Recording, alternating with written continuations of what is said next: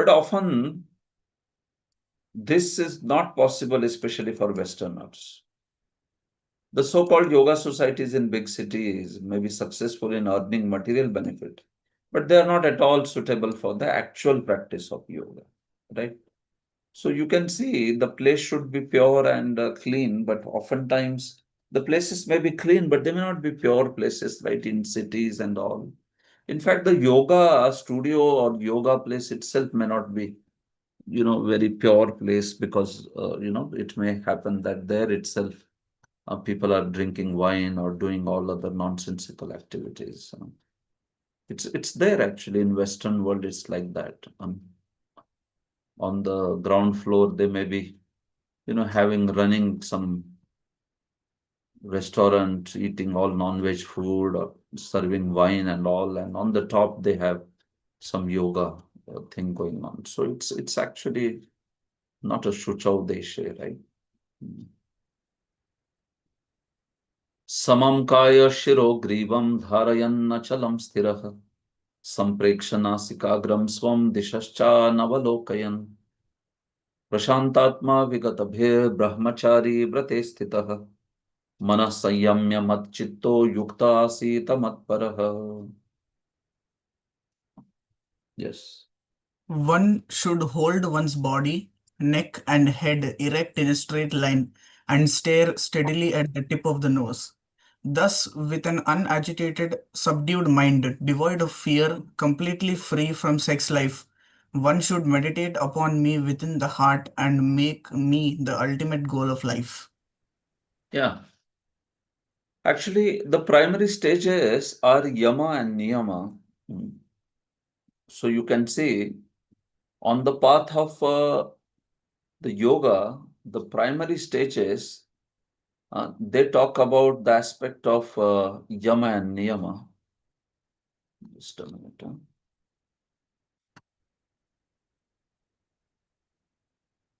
This is not the slide. There is another slide.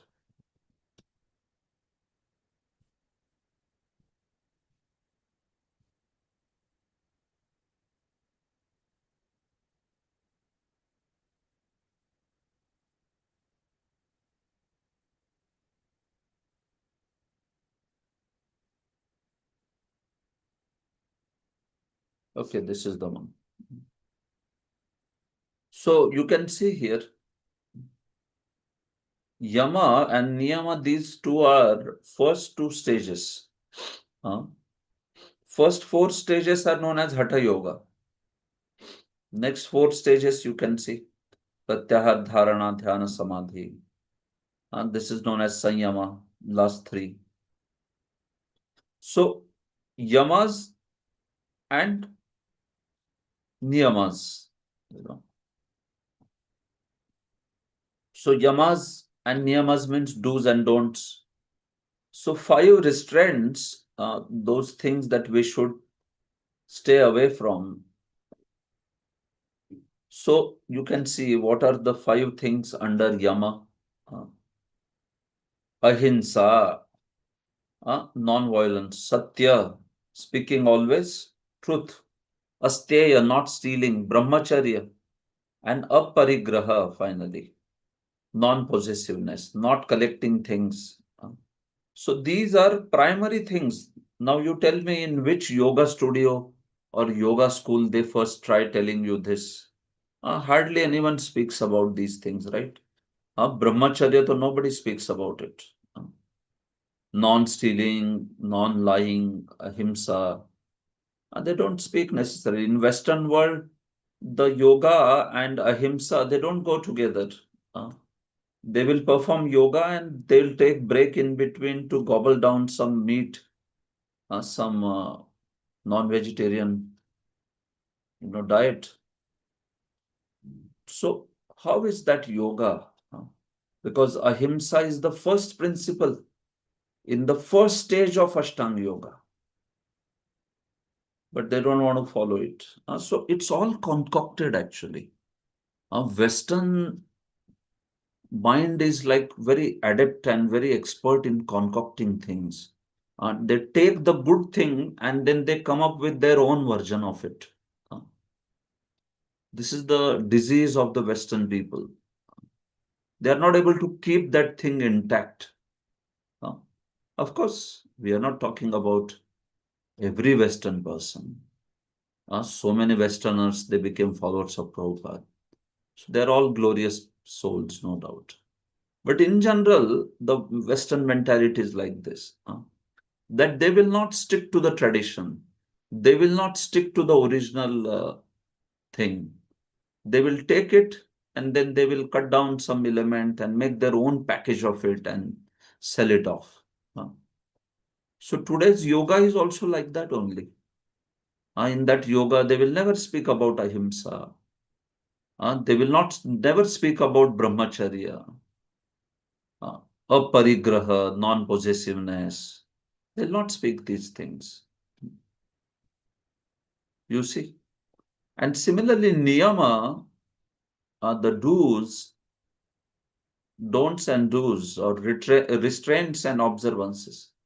So you see, there are 5 niyamas also.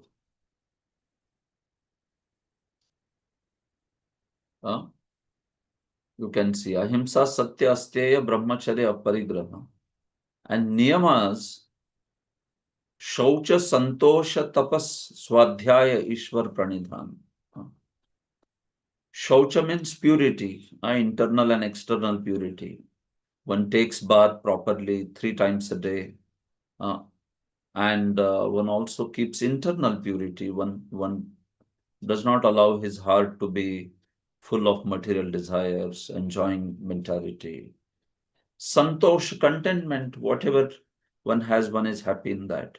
Tapas, one is austere. Swadhyaya, one studies the Shastra also.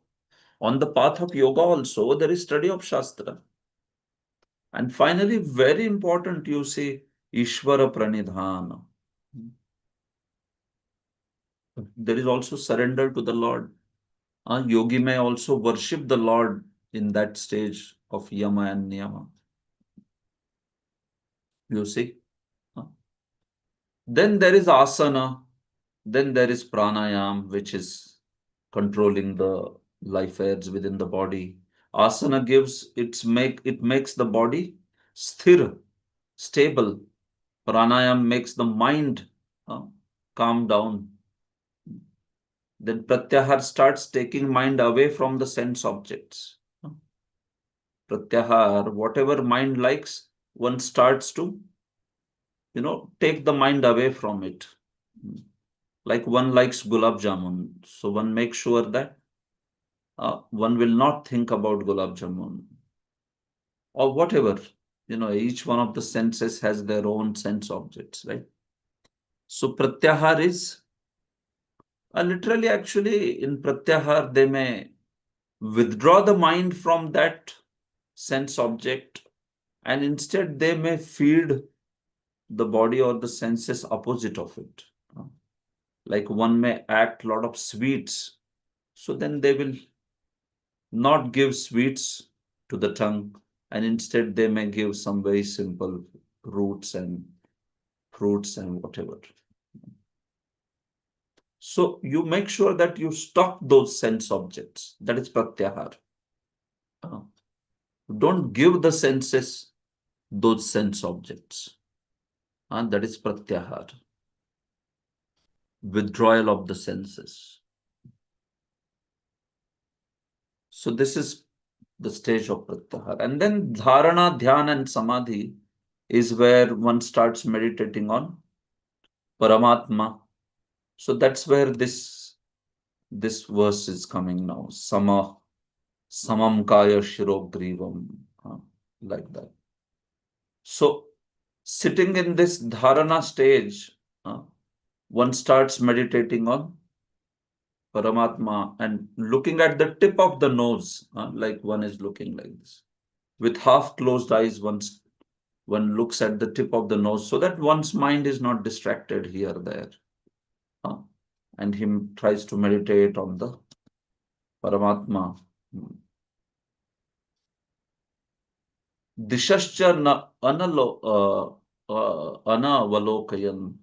He does not observe here, there. Yogi aisa nahi hota hai. He is sitting in and then like this, and like this, like this.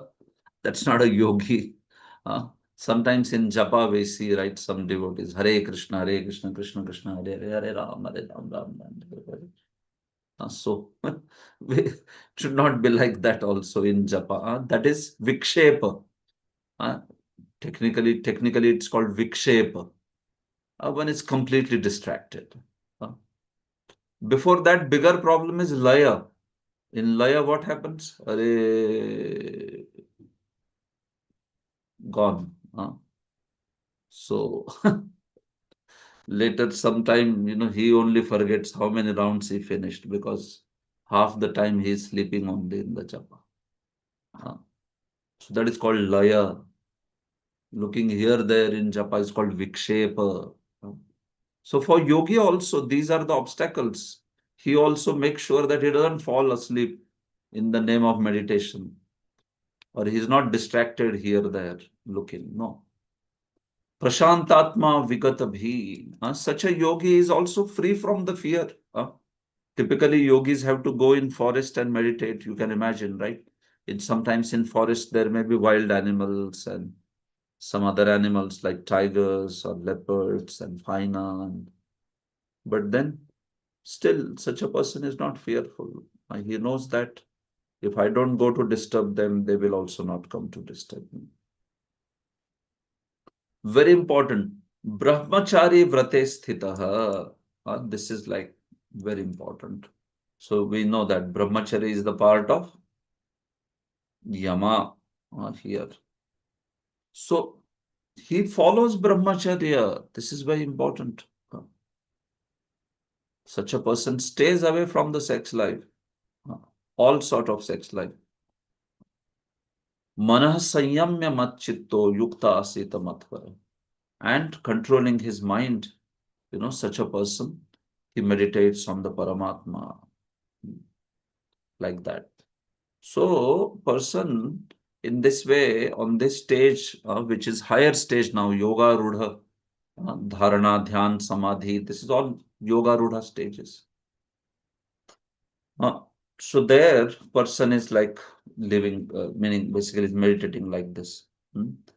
The dharana, what dharana shraya, or basically on what object he meditates. He does not meditate on some candle or something. He meditates on Vishnu Murti, Paramatma within the heart.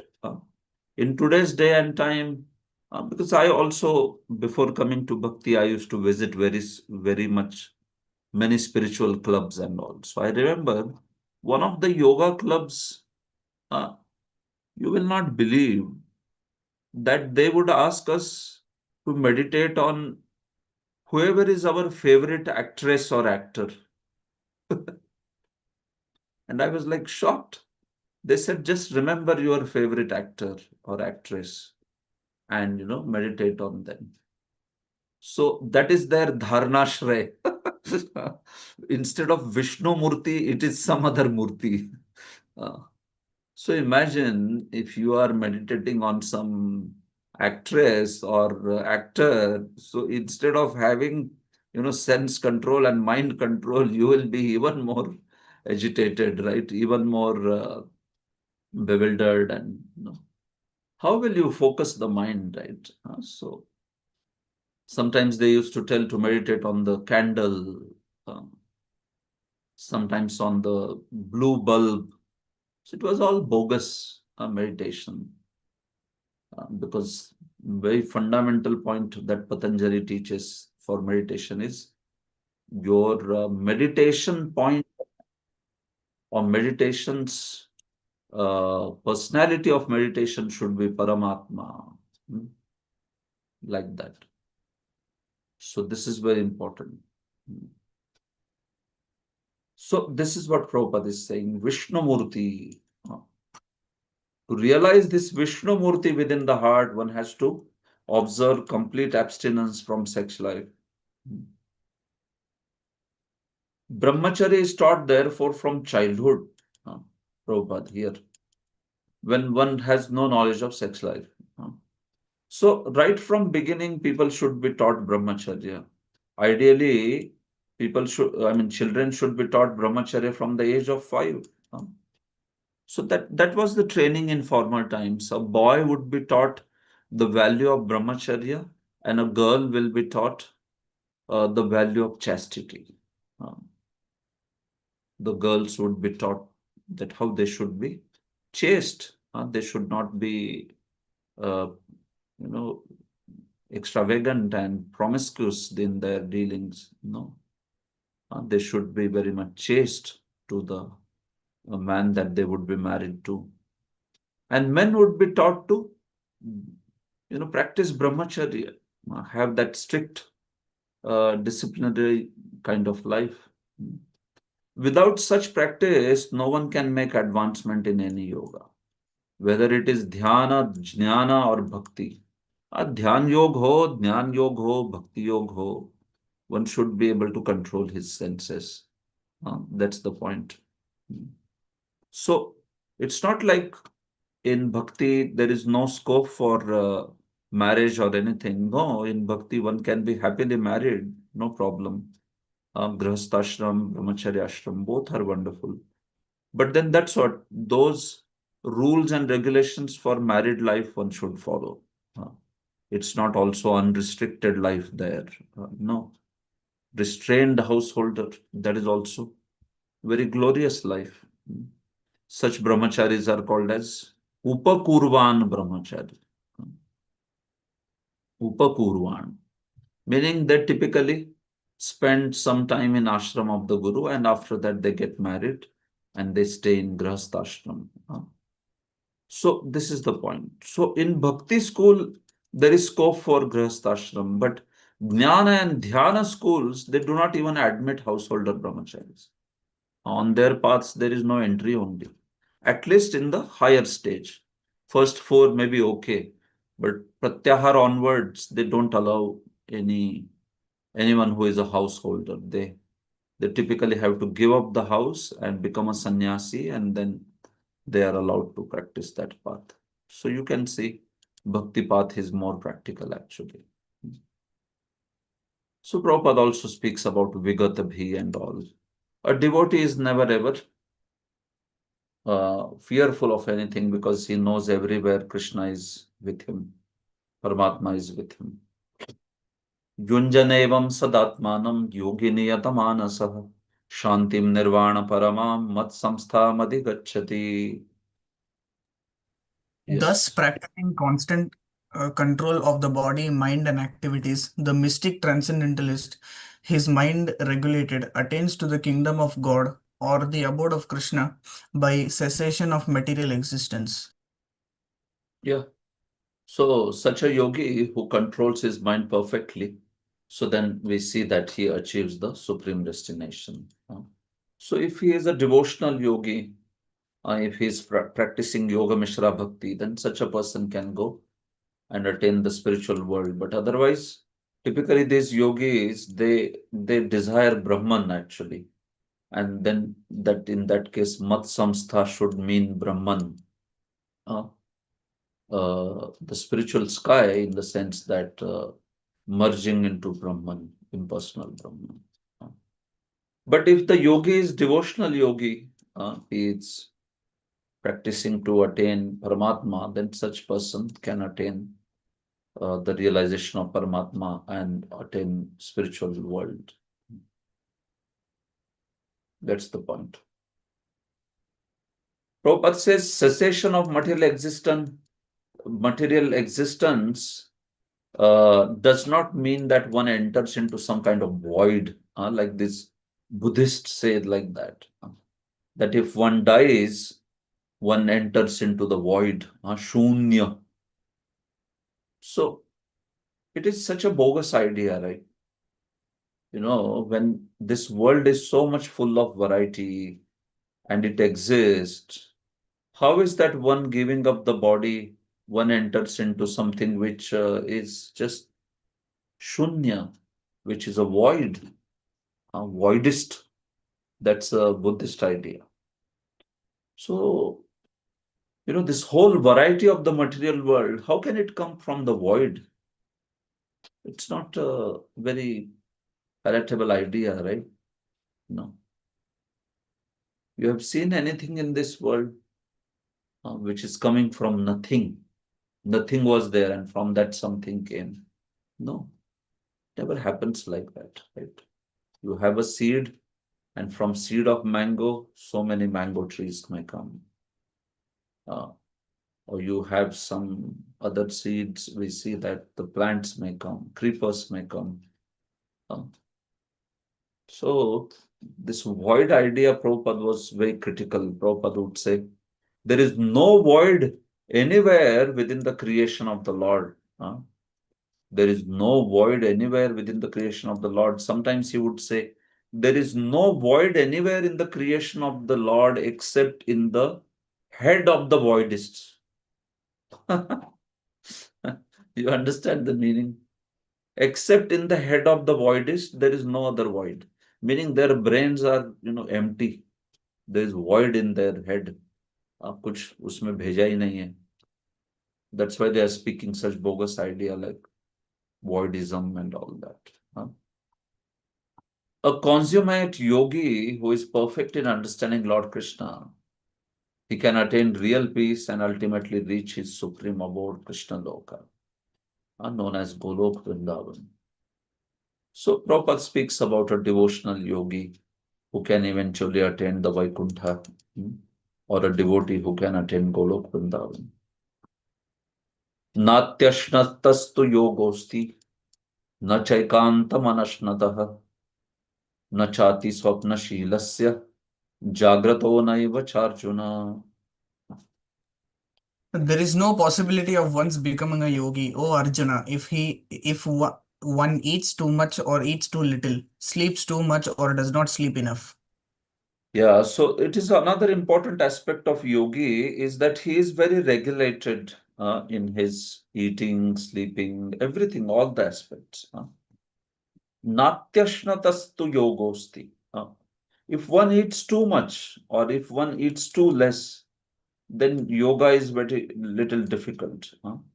If one eats too much, quite clear, right? If it eats too much, he's like, in yoga also, certainly he will go to sleep. You know, before coming to Bhakti, I used to attend this Soham yoga, like that. Soham, so I think I told the story when I was there. I told the story. So they used to make us chant Soham for 1 hour. Soham, Soham, Soham, like that. So some of the guys I saw that they used to eat a lot of food and come because these guys were not giving Soham meditation people were not giving anything to eat. So they would eat at their own place and come and then Soham and they would sleep. Uh, they would go to sleep after some time. Surprisingly, nobody woke them up also. They used to be sleeping only. And then after the meditation is over, they used to ask us, कैसा लगा? You are feeling fresh? तो सबसे ज्यादा fresh ये सोने वाले बंदों को लगता था क्योंकि उनकी नींद हो गई ना बढ़िया. So they used to say, yeah, we are feeling very fresh. Thank you. So we used to make fun saying that, those guys, they were sleeping all the time. That's why they're feeling fresh. We used to feel not sure about fresh, but I am feeling very hungry. So वो बोलते थे ठीक है जाओ फिर घर पे जाके खाना खाओ. Like that. So too much eating or very less eating is also not good. You should eat if it like if you eat too little, then the mind will hanker too much, right? Food. Everywhere it sees it would feel like food, right? Uh, if you eat too little, then even the beads of the mala, one will feel like it will remind him of some, you know, simply wonderful sweets or some small laddus or something. Right? Why he didn't eat enough? So instead of that, okay, eat whatever you want, that much quantity and better. Then, start practicing uh, like that. Of course, in morning time when we chant, that time we obviously are not that hungry. That's not the time to eat also. Huh? So it's very appropriate to chant in the morning, or even for these yogis, it's good that. Huh? But as a general habit, it's telling that one should not be eating too less or too much also. Too less will make us hanker for the food, and too much will obviously make one feel sleepy and feel very dull and lazy, and all that. Na chati swapna shilasya, and also one should not sleep more or sleep less. If you sleep more, Prabhupada said, you will become lazy. And if you sleep less, you will become crazy. Prabhupada would say. So too less a sleep means one becomes very dull. One just feels like, when I can go to bed and sleep. Uh, and if you sleep too much also, then you will have that laziness. Appropriate sleep is good actually. You have seen sometimes you sleep 10 hours in the night, still throughout day you will feel sleep. Uh, 10 hours you have slept in the night, but still you take prasad again, you feel like sleepy. That's the nature of too much sleep. You have to have appropriate sleep. Proper said 6 hours sleep is good enough, like that. As per even the medical science, 6 to 8 hours maximum. You don't need sleep more than that. Uh, You don't need more than that. 6 to 8 hours is very, for a healthy person. 6 to 8 is good. If you are sleeping more than that, Prabhupada said you are actually a diseased person. It's sickness if one is sleeping more than 8 hours, 7.5 to 8 hours. 6 hours is very ideal. Of course, sometimes someone may not get even 6 hours. But yes, 6 hours is a good, healthy sort of sleep. And best is to sleep in the night. Uh, of course, sometimes because of services and all, we may not be able to. But night sleep of 6 hours, 6.5 hours, that's wonderful. Then one does not need to sleep in the daytime. Or one may take just nap. Prabhupada would say a power nap, uh, or he would say power snap. So a power nap of just 15 minutes, 20 minutes, that's it. Just 15, 20 minutes, you feel fresh, you continue again. Not like in daytime, again 2 hours, taking blanket, no. Sukhe nidra gela. Not like that. So too much sleeping, too much eating, it's also not good. It's important. Regulation of diet and sleep is recommended herein for the yogis. Especially in ISKCON, I think sleep is not so much a problem. Eating is a problem, right? Too much eating, overeating. I am also speaking to myself because I also tend to overeat so many times. So it's important that, yes, we follow the rule and regulation. Sleep is, yeah, sometimes sleep is in fact less, less than needed also. But we should keep a good balance. Then we can stay also healthy for a long time, and you know, unnecessarily will not invite sicknesses in the body this way. Prabhupada says a person in Krishna consciousness does not eat anything which is not first offered to Krishna. So that is our way of not eating more than necessary, and also not eating anything and everything. Nor can one who artificially abstains from eating, manufacturing his own personal process of fasting, practice yoga. It is also not good to do too much of fasting.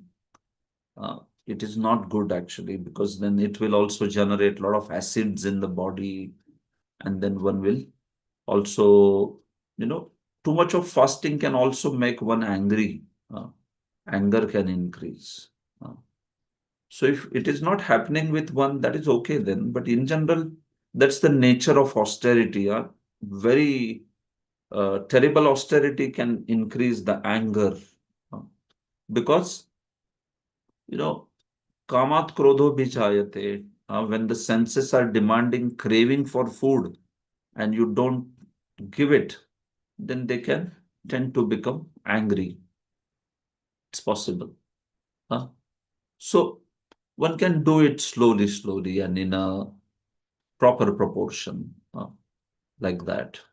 Sometimes we see some devotees who can practice this fasting and all, and still they are like very enthusiastic. Still they are very they want to serve others prasadam happily, but they themselves are not taking. So that's a very, you can see, very that's a very good standard of austerity, because one can see that they are actually Krishna conscious even by the austerity. But sometimes we see opposite. Some devotees are doing some fasting, and then you see so much of anger is there in them, right? As soon as somebody asks them, they would shout on them. You don't understand. I'm fasting. Get lost from here. Like, so with so much of fasting, if we are getting angry and shouting on devotees, or thinking others are enjoying sense gratification when they are taking some basic fruits or basic, some sort of Ekadashi food, and you are thinking, hey, these guys are enjoying a nonsense. They should fast. So you can see that the person is not very mature. Uh, he's not doing a mature austerity. It's just some sort of show off, and it will not stay much time that way. So our process is not so much of austerity. We should do minimum austerity that is there in our process. Like Ekadashi, we don't eat grains. Strictly we avoid. uh, But we can take some Ekadashi food if we want. If we don't need Ekadashi food, we can take some fruits and be happy. If you don't need fruits also, then you can drink some lemon juice and be happy. And some don't need that also, then they can do Nirjala. Uh, no problem. But in any case, one keeps the consciousness intact, and one has one is Krishna conscious basically. Uh, One should not become food conscious by observing fasting. Uh, One who eats more than required will dream very much while sleeping, and he must consequently sleep more than it's required. Uh, One should not sleep for more than 6 hours daily. That's it. Proper standard, you see. 6 hours. One who sleeps more than 6 hours out of 24 is certainly influenced by the mode of ignorance. That is it. युक्ताहार विहारस्य युक्तचेष्टस्य कर्मसु युक्तस्वप्नावबोधस्य योगो भवति दुःखः. Yes. He who is regulated in his habits of eating, sleeping, recreation, and work can mitigate all material pains by practicing the yoga system. Yeah. Thank you.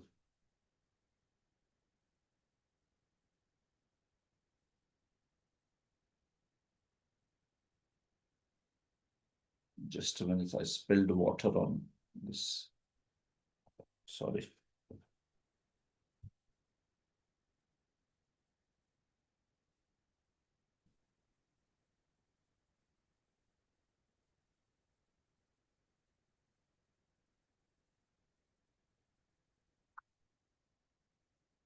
Okay, so yeah, युक्ताहार विहारस्य युक्तचेष्टस्य कर्मसु युक्तस्वप्नावबोधस्य योगो भवति दुःखः. So one who is yuktahara viharasya, one who is regulated in his eating, regulated in his recreation, uh, regulated in work, regulated in sleep, wakefulness, such person's yoga becomes free from misery. योगो भवति दुःखः. ऐसे व्यक्ति का योग जो है दुख से मुक्त हो जाता है. नहीं तो फिर दूसरे व्यक्ति का योग जो है दुख देने वाला होगा. Like that Krishna is speaking. So our ahar, eating should be regulated. We talked about it. vihar, recreation. So even the recreation, like in bhakti also, we may have some recreation. Like in bhakti, one may have some, one may walk in the morning. It's good actually. Prabhupada would himself go for a morning walk. So it's good to go for a morning walk, and that way you come in the proximity of the nature, and you see the rising sun, you see you know the flora and the fauna, and you hear the chirping of the birds. So it's important also to be in nature.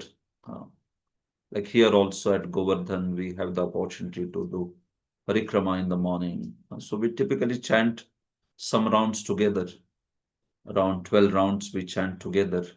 And then for 4 to 6 rounds, then we can just go around for a walk and be back by, Guru Puja time. Guru Puja and Shringar Darshan. So we have also that system. So we can have some vihar like that. We can have a walk. What to speak of?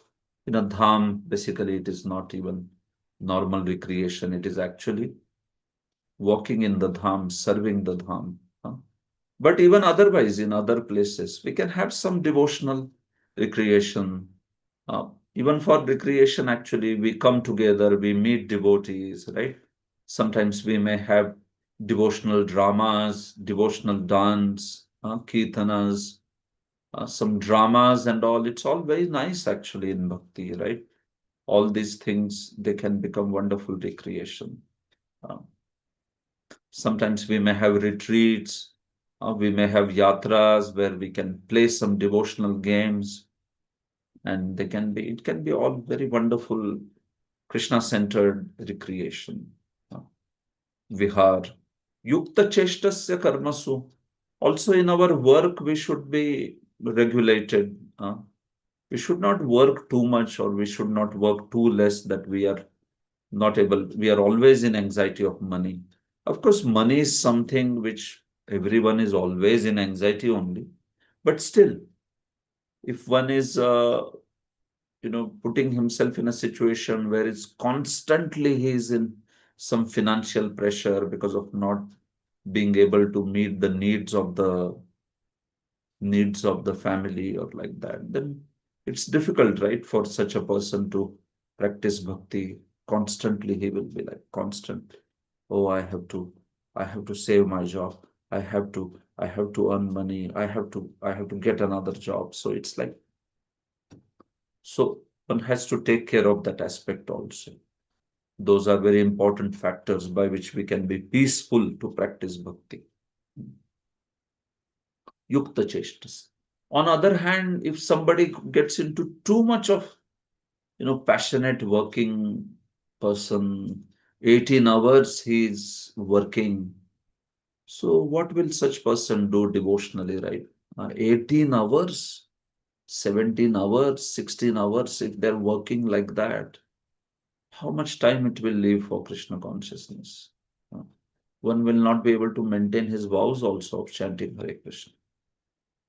So, as a devotee, we don't want to lead such a life where we can't chant our rounds, we cannot attend Mangalarti, we cannot hear Bhagavatam, we cannot meet, we cannot go to programs, or we cannot meet other devotees. We don't want to lead such a life. Better we get little less money, but we have time for Krishna consciousness. Uh, that is Yukta Cheshtasya. Otherwise, if we also join the rat race like people, just run, run, run, run, and just money, money, money, money. So then, where is the end, right? You know, how much ever you earn, there is no end. Mind keeps on telling more and more and more.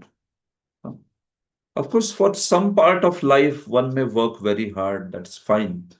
Uh, Taking care of course, fundamental spiritual life, like chanting 16 rounds, following 480 principles, and doing whatever bare minimum service that is expected. So taking care of that, rest of the time one can work very hard for attaining certain goals. Like somebody's preparing for some exam, they want to clear crack exam like IIT JEE or CAT exam or GMAT or something like that, imagine. So then for some time they may have to work very hard. So one should do that. But then, yes, one maintains a lifestyle which is actually allowing to practice bhakti. Uh, so I remember one of my friends, he wanted to join ashram. And then I was working with him in Bangalore. Both of us were working. And then he got an offer where he was going to get almost 2.5 times payment of what we were getting in the current company. So, that time, 2.5 to 3 times payment, that was a huge amount actually in 2011. So then he was discussing with me what I should do. Should I go? But that company was notorious for making people work 16 hours, their schedule. Like their working hours only were 11 to 12 hours and then 3, 4 hours extra.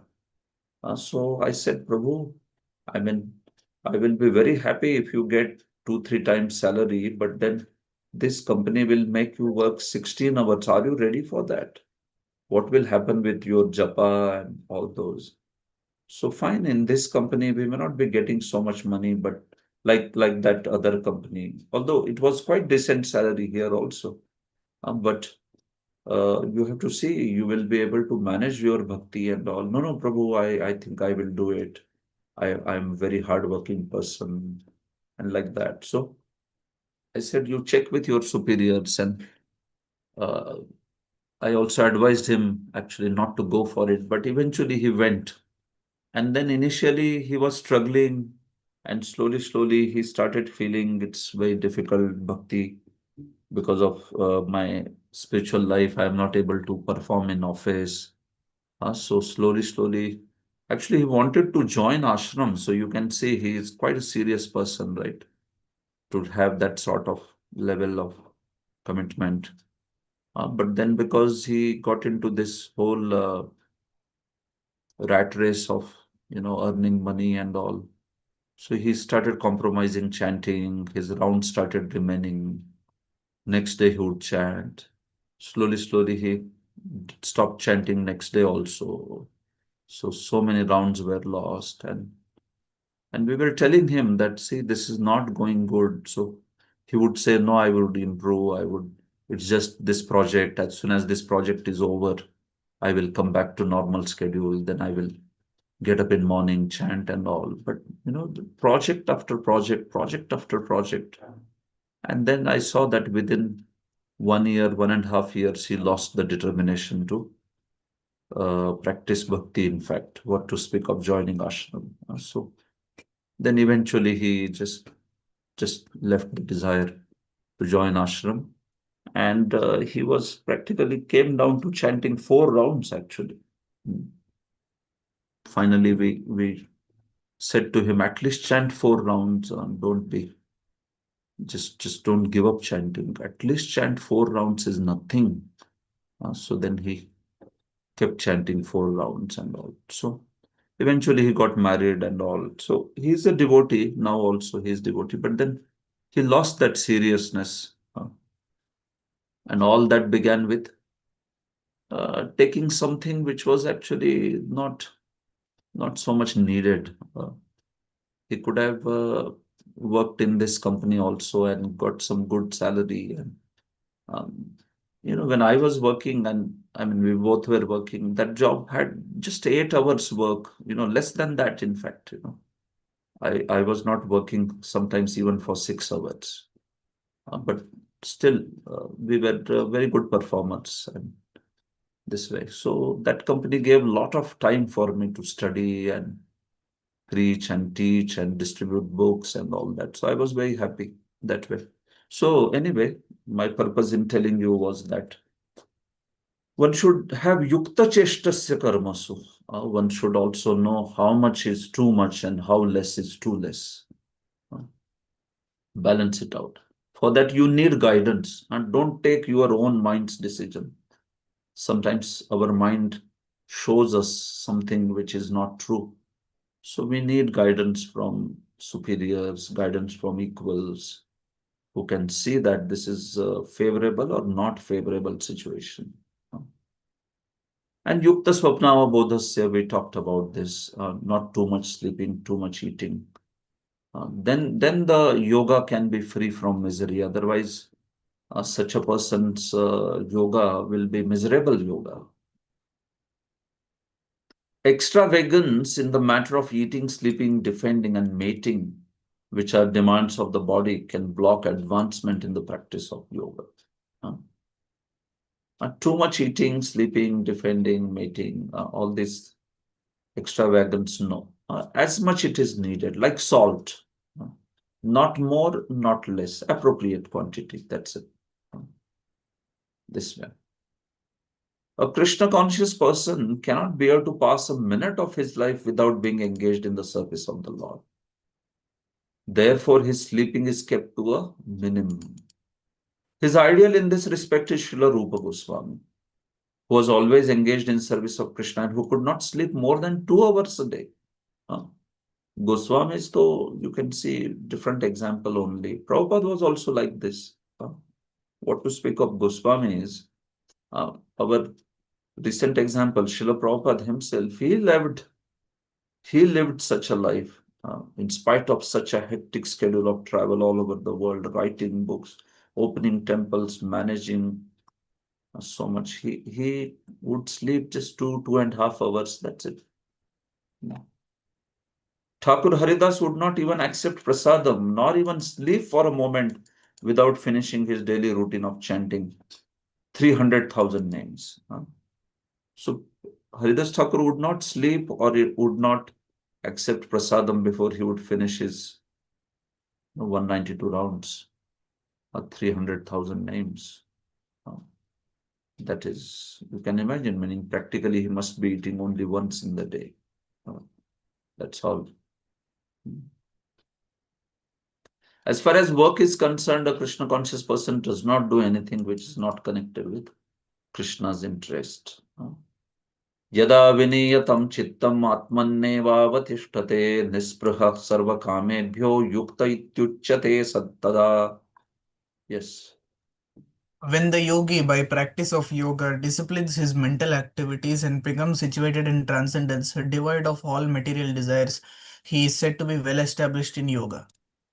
Yeah.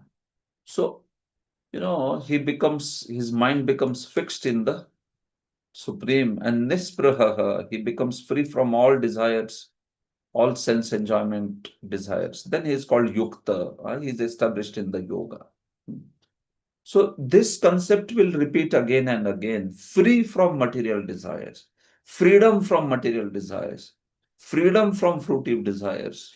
This is the characteristic of the yoga. Remember this. So that's why it will again and again and again and again come. Mind can no longer be disturbed by any kind of material desire. So for devotees, this is accomplished by Shravanam, Kirtanam, Vishnu Smaranam and all.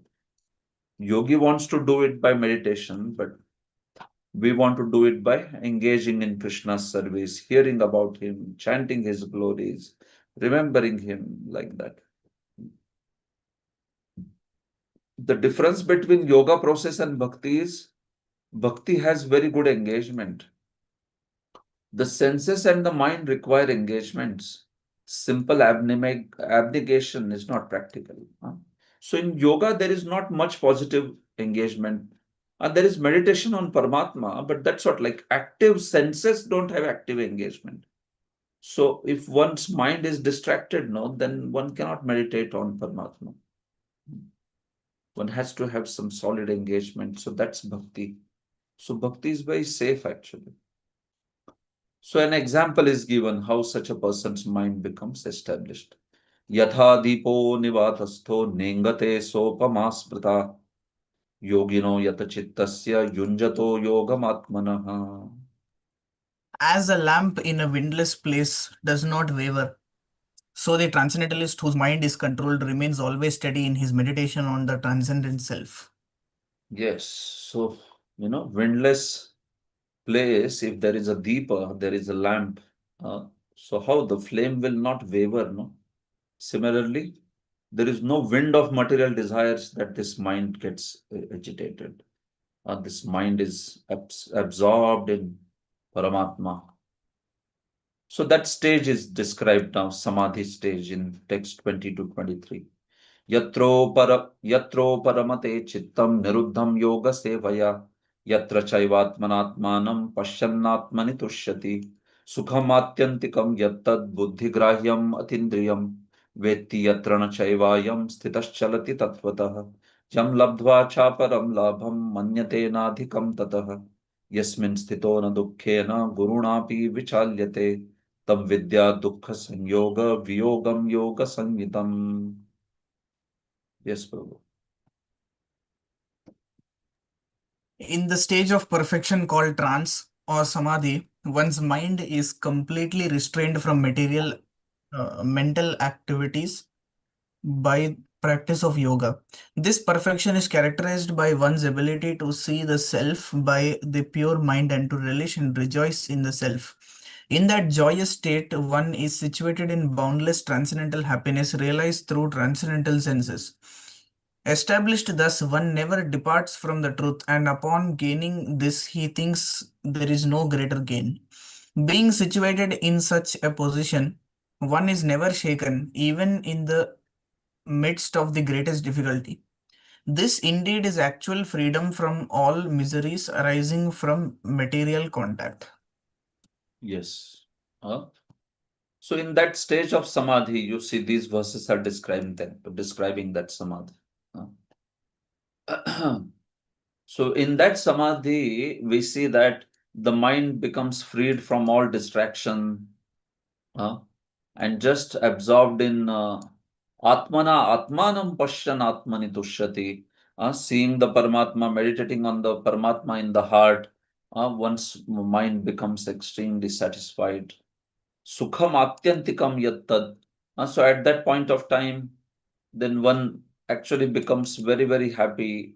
The extreme great happiness fills up his heart. So he does not know anything else apart from that happiness of the samadhi. Yam labdva chaparam labham. One considers that such absorption in the Paramatma, that's the greatest pleasure. There is nothing higher than that. And even if in that situation, so if there is some sort of inconvenience or some misery, one will not be disturbed even little bit also. Uh, so one should know that that is actually samadhi. Uh, this is the point. So in the samadhi, we see that there is transcendental pleasure of meditation on the Paramatma, of absorption on the Paramatma.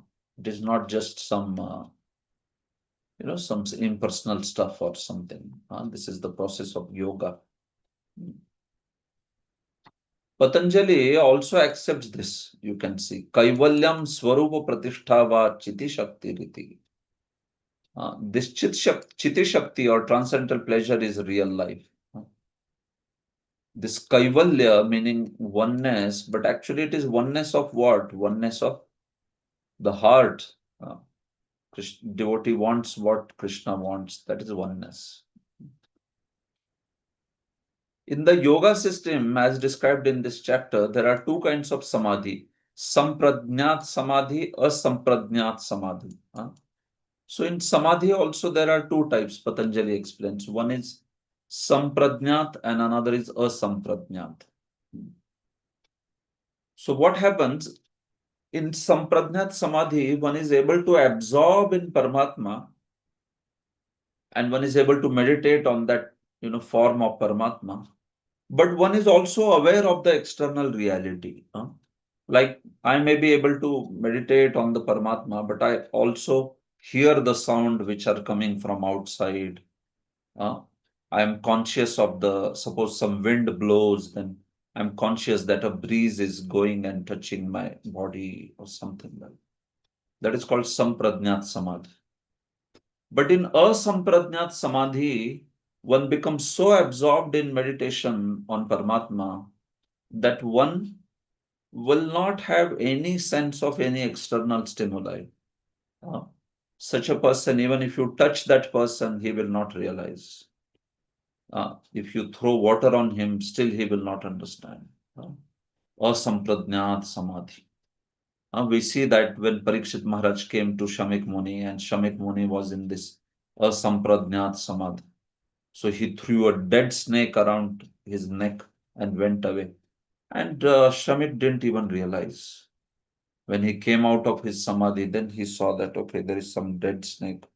So he just casually took it and threw it away. That's it. Uh, he thought maybe somehow or other this snake must have come, or somebody may have thrown it on me. It's okay, no problem. It's a dead snake, so he just put it away. So Sampradnyat and Asampradnyat, you understand? In Sampradnyat Samadhi, there is sense of external still, although there is great absorption. In the Asampradnyat Samadhi, there is just no absorb. There is just no sense of anything external. It is complete absorption. That's it. So that is two kinds of samadhis this way. So the point is that this yogi, in this way, you can see that he becomes most delighted by this, constant absorption in Paramatma, like that. सनिश्चयेन योक्तव्यो योगो निर्वीण चेतसा संकल्प प्रभवान कामांस त्यक्त्वा सर्वान् शेषतः मनसैवेन्द्रिय ग्रामं विनिमय विनियम्य समन्ततः. Yes. One should engage oneself in the practice of yoga with determination and faith and not be deviated from the path. One should abandon without exception all material desires born of mental speculation and thus control all the senses on all sides by the mind. Hmm. So in this way, such a person, he becomes with determination and faith, he becomes engaged in the path, abandoning all material desires and everything. So this will repeat again and again, because this aspect of, as I said, material desires, free from that, this is a characteristic of any yoga. And Prabhupada gives a very nice aspect here. He tells us about Usahan Nishchayat Dhairyat, because you can see Nishchayena word is coming. So Prabhupada connects it to Upadeshamrit, that one should have enthusiasm, one should have determination, one should have patience. And as far as patience and determination is concerned, there is this famous story of a sparrow who lost her eggs in the waves of the ocean. So you know this story. This is a wonderful story. So Kshitish Prabhu, please read this story. Yes, Prabhuji. As for determination, one should follow the example of the sparrow who lost her eggs in the waves of the ocean. A sparrow laid her eggs on the shore of the ocean, but the big ocean carried away the eggs on its waves. The sparrow became very upset and asked the ocean to return her eggs. The ocean did not even consider her appeal. So the sparrow decided to dry up the ocean. She began to pick out the water in her small beak, and everyone laughed at her for her impossible determination. The news of her activity spread, and at last Garuda, the gigantic bird carrier of Lord Vishnu, heard it. He became compassionate toward his small sister bird, so he came to see the sparrow. Garuda was very pleased by the determination of the small sparrow, and he promised to help. Thus Garuda at once asked the ocean to return her eggs, lest he himself take up the work of the sparrow. The ocean was frightened at this and returned the eggs. Thus the sparrow became happy by the grace of Garuda. Yes, so story is very wonderful, right? So we may be like small sparrows, and controlling mind and senses for us may be like drying up the ocean. But our efforts will eventually attract the grace of Krishna, who is compared to Garuda. Huh? And then we see that it will be accomplished. So, conquering mind and senses, conquering material energy, uh, overcoming attractions of material world, it's not easy.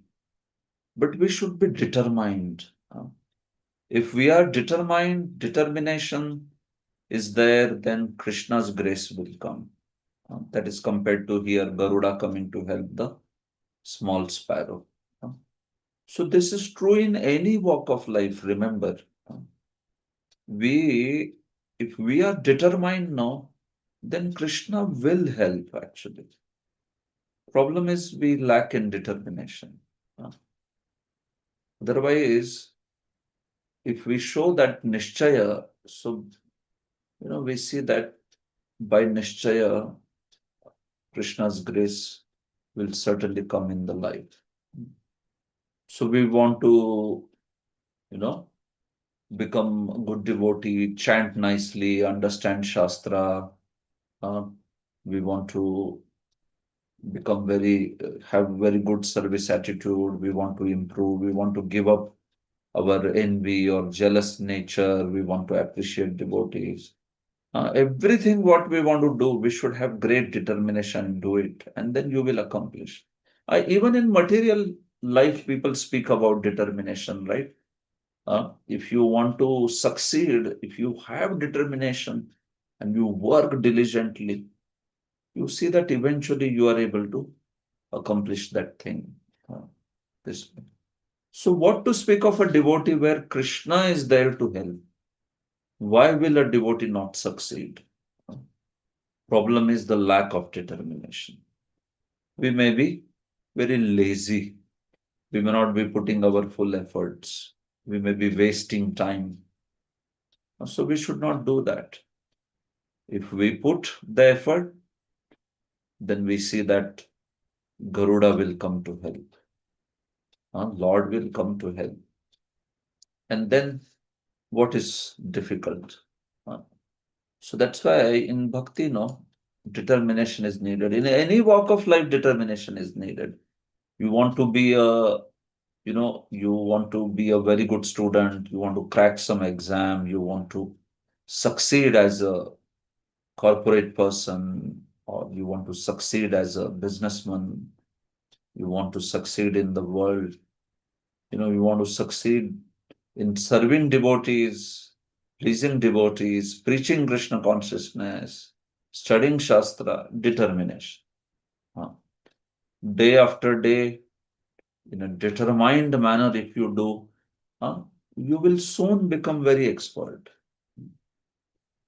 The way to become expert is this, that you do something with determination over and over and over. uh, And then you see that you will become so much expert in that.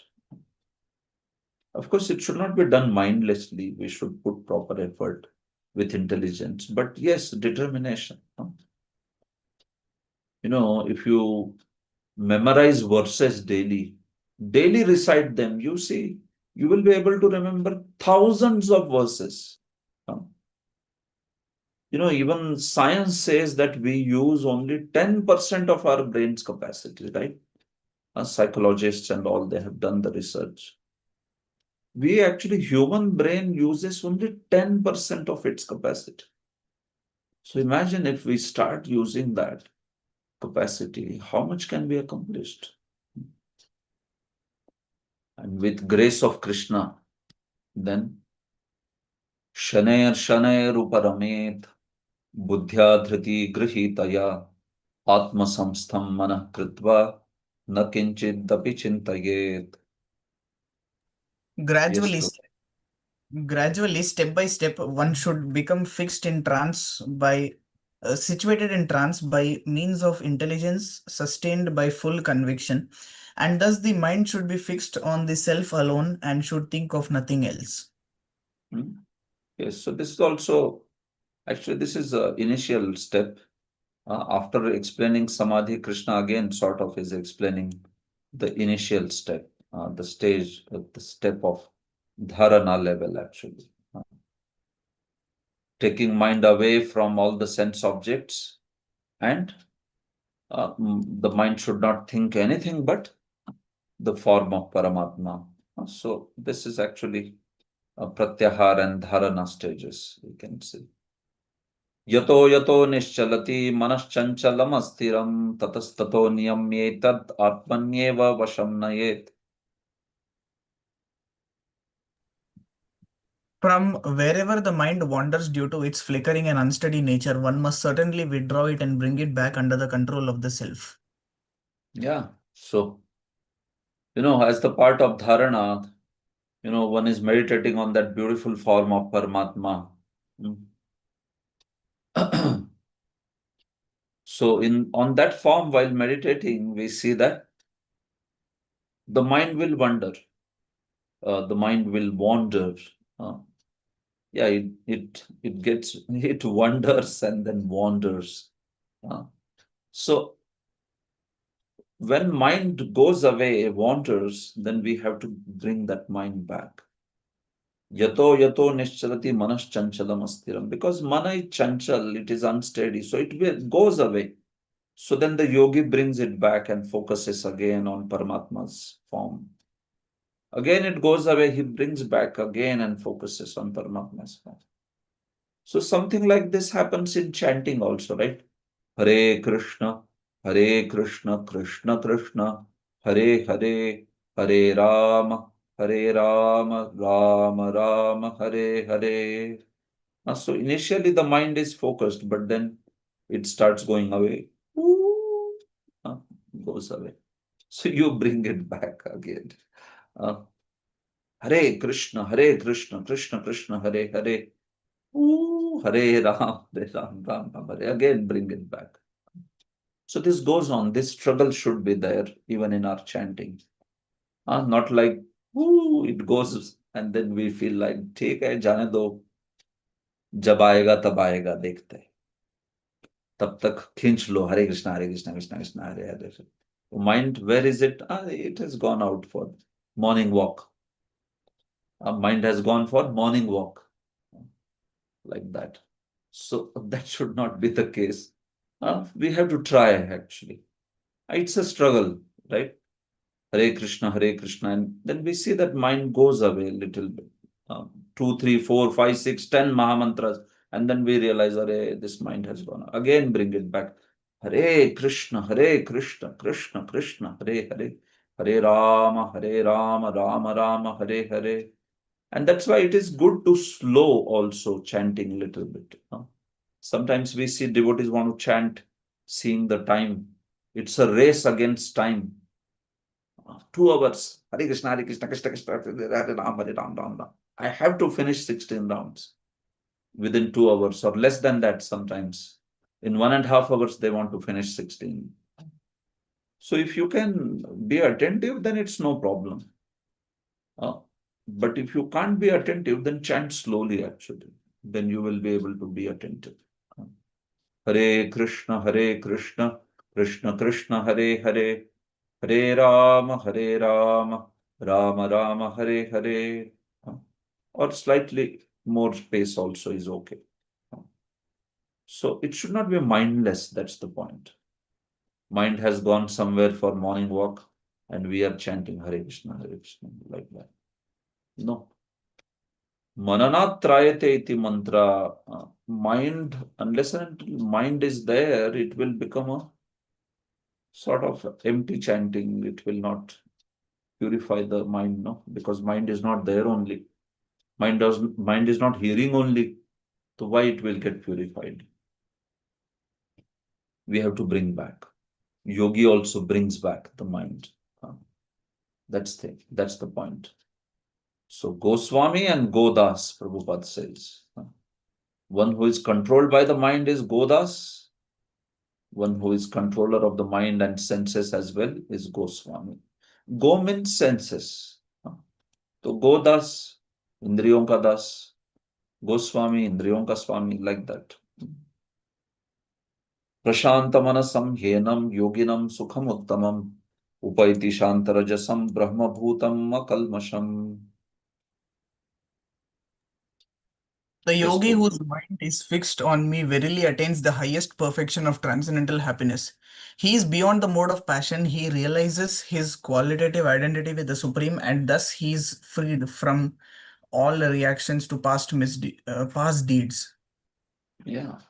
So such a person, then we see that he becomes free from all the past misdeeds. He becomes a very clean, pure slate. He's freed from all karma, and he becomes Brahma Bhuta, meaning he becomes completely on the stage of liberation, Jivan Mukta.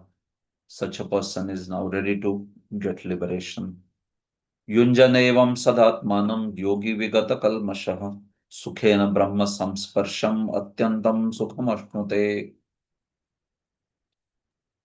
Thus, the self controlled yogi, constantly engaged in yoga practice, becomes free from all material contamination and achieves the highest stage of perfect happiness in transcendental loving service to the Lord.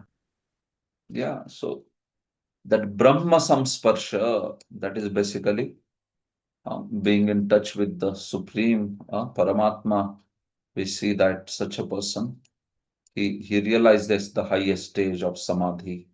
Uh, सर्वभूतस्थमात्मानं सर्वभूतानि चात्मनि ईक्षते योगयुक्तात्मा सर्वत्र समदर्शनः. A true yogi observes me in all beings and also sees every being in me. Indeed, the self realized person sees me, the same Supreme Lord, everywhere. So at such a stage where one is Jivan Mukta, then what happens? He sees all beings and he sees Paramatma's existence in their heart. And similarly, he sees Paramatma and in him he sees all the living beings. Meaning he sees every living being in connection to Paramatma. Uh, and he sees Paramatma also in connection with every living being. So you can see that his vision becomes now very much connected. Uh, he is able to see every living entity in connection to the Supreme Lord. So that way he becomes Samadarshi, Samadarshana. Yesterday also we discussed Vidya Vinaya Sampanne Brahmane Gavi Hastini Shuni Chaiva Shvapake Cha Panditah Samadarshinaha. So here also you can see the same word has come, Samadarshanaha. Uh, Samadarshan, Samadarshin, it's the same meaning, like that. So this is how the yogi sees equally because he sees all living entities uh, which are connected to Supreme Lord. So that's why such a yogi also respects all the living entities, and thus, he does not disrespect any living entity. यो मां पश्यति सर्वत्र सर्वं च मयि पश्यति तस्याहं न प्रणश्यामि स च मे न प्रणश्यति. Yes, Prabhu.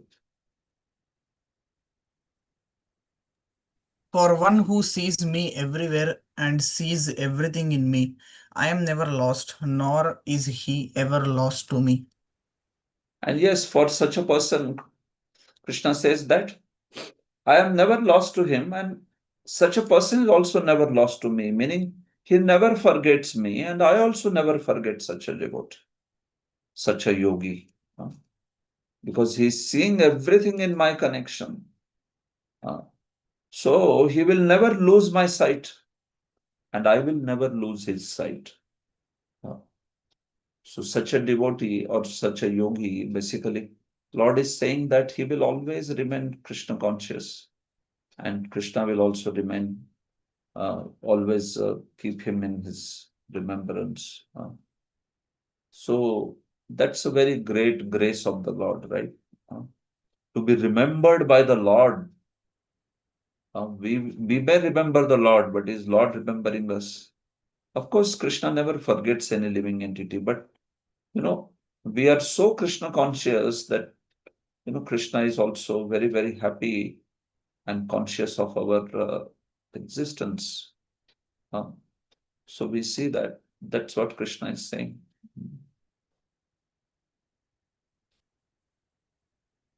Yeah. Premanjana churita bhakti vilochaneena Santa sadaiva hridayeshu vilokayanti. Yam shama sundaram achintya gunaswarupam. Govindamadi purusham tamaham bhajami. See, this is the stage of prema, right? Where the devotee is constantly seeing Krishna and Krishna is also constantly seeing the devotee.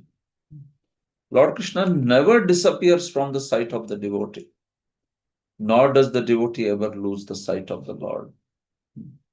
So even the yogi and Paramatma, the same thing happens. Sarvabhuta sthitam yomam bhajatyekatvam sarvatha vartamanopi sayogi mai vartate. Yes. Such a yogi who engages in the worshipful service of the super soul, knowing that I and the super soul within all creatures are one, remains always in me in all circumstances. Yes, so Krishna is saying that idea again. He reminds me in all circumstances. He never ever forgets me. That. Yeah, so Prabhupada is quoting some Narad Pancharatra. Uh, दिक्कालाद्यन्वच्छिन्ने कृष्णे चेतो विधाय च तन्मयो भवति क्षिप्रम जीवो ब्रह्मणि योजयेत. By concentrating one's attention on the transcendent form of Krishna, who is all pervading and beyond time and space, one becomes absorbed in thinking of Krishna and then attains the state of transcendental association with him. हाँ? So तन्मय हो जाता है ऐसा भक्त, and then finally he achieves that Supreme Lord's association also. हाँ? So similarly, this yogi or this devotee also, being constantly remembering Krishna, eventually he attains the association of Krishna also in the spiritual world.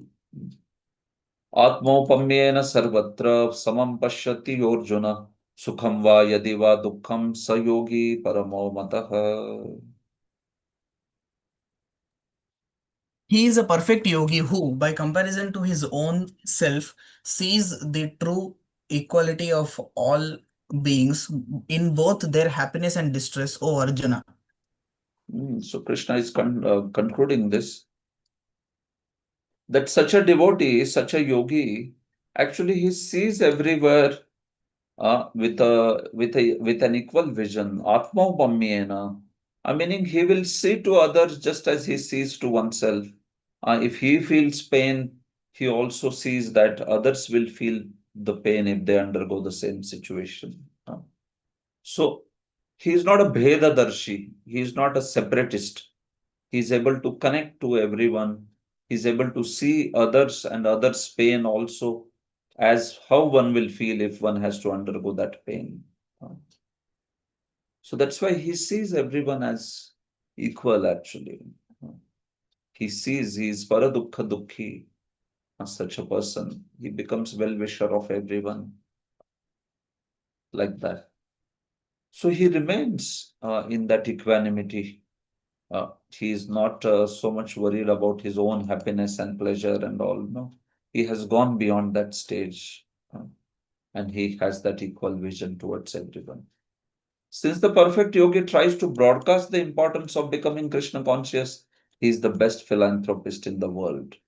Prabhupada says that if one is like basically speaking about devotee actually. So if he sees others suffering, then a devotee wants to preach him the message of Godhead, wants to share Krishna consciousness, right? That's actually being interested in welfare. Uh, what is the welfare, greatest welfare for everyone? We may give some food, that is some welfare. If somebody doesn't have clothes, or I mean they have tattered clothes and not enough clothes, then one may give clothes, one may give shelter, uh, one may give food. But then the greatest welfare is to give the knowledge of Krishna consciousness, because once you give that knowledge, the person will stop doing sin. And once the sins are stopped, then the suffering will go. Uh, the root cause of all suffering is sin. And the root cause of sinning is ignorance.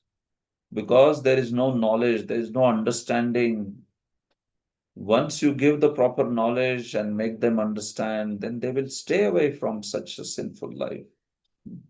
That's why the greatest welfare is actually to share Krishna consciousness, Krishna knowledge of Krishna. Just giving food and all is good, but it is not the greatest welfare. You can do much, much more greater welfare by giving knowledge to the people.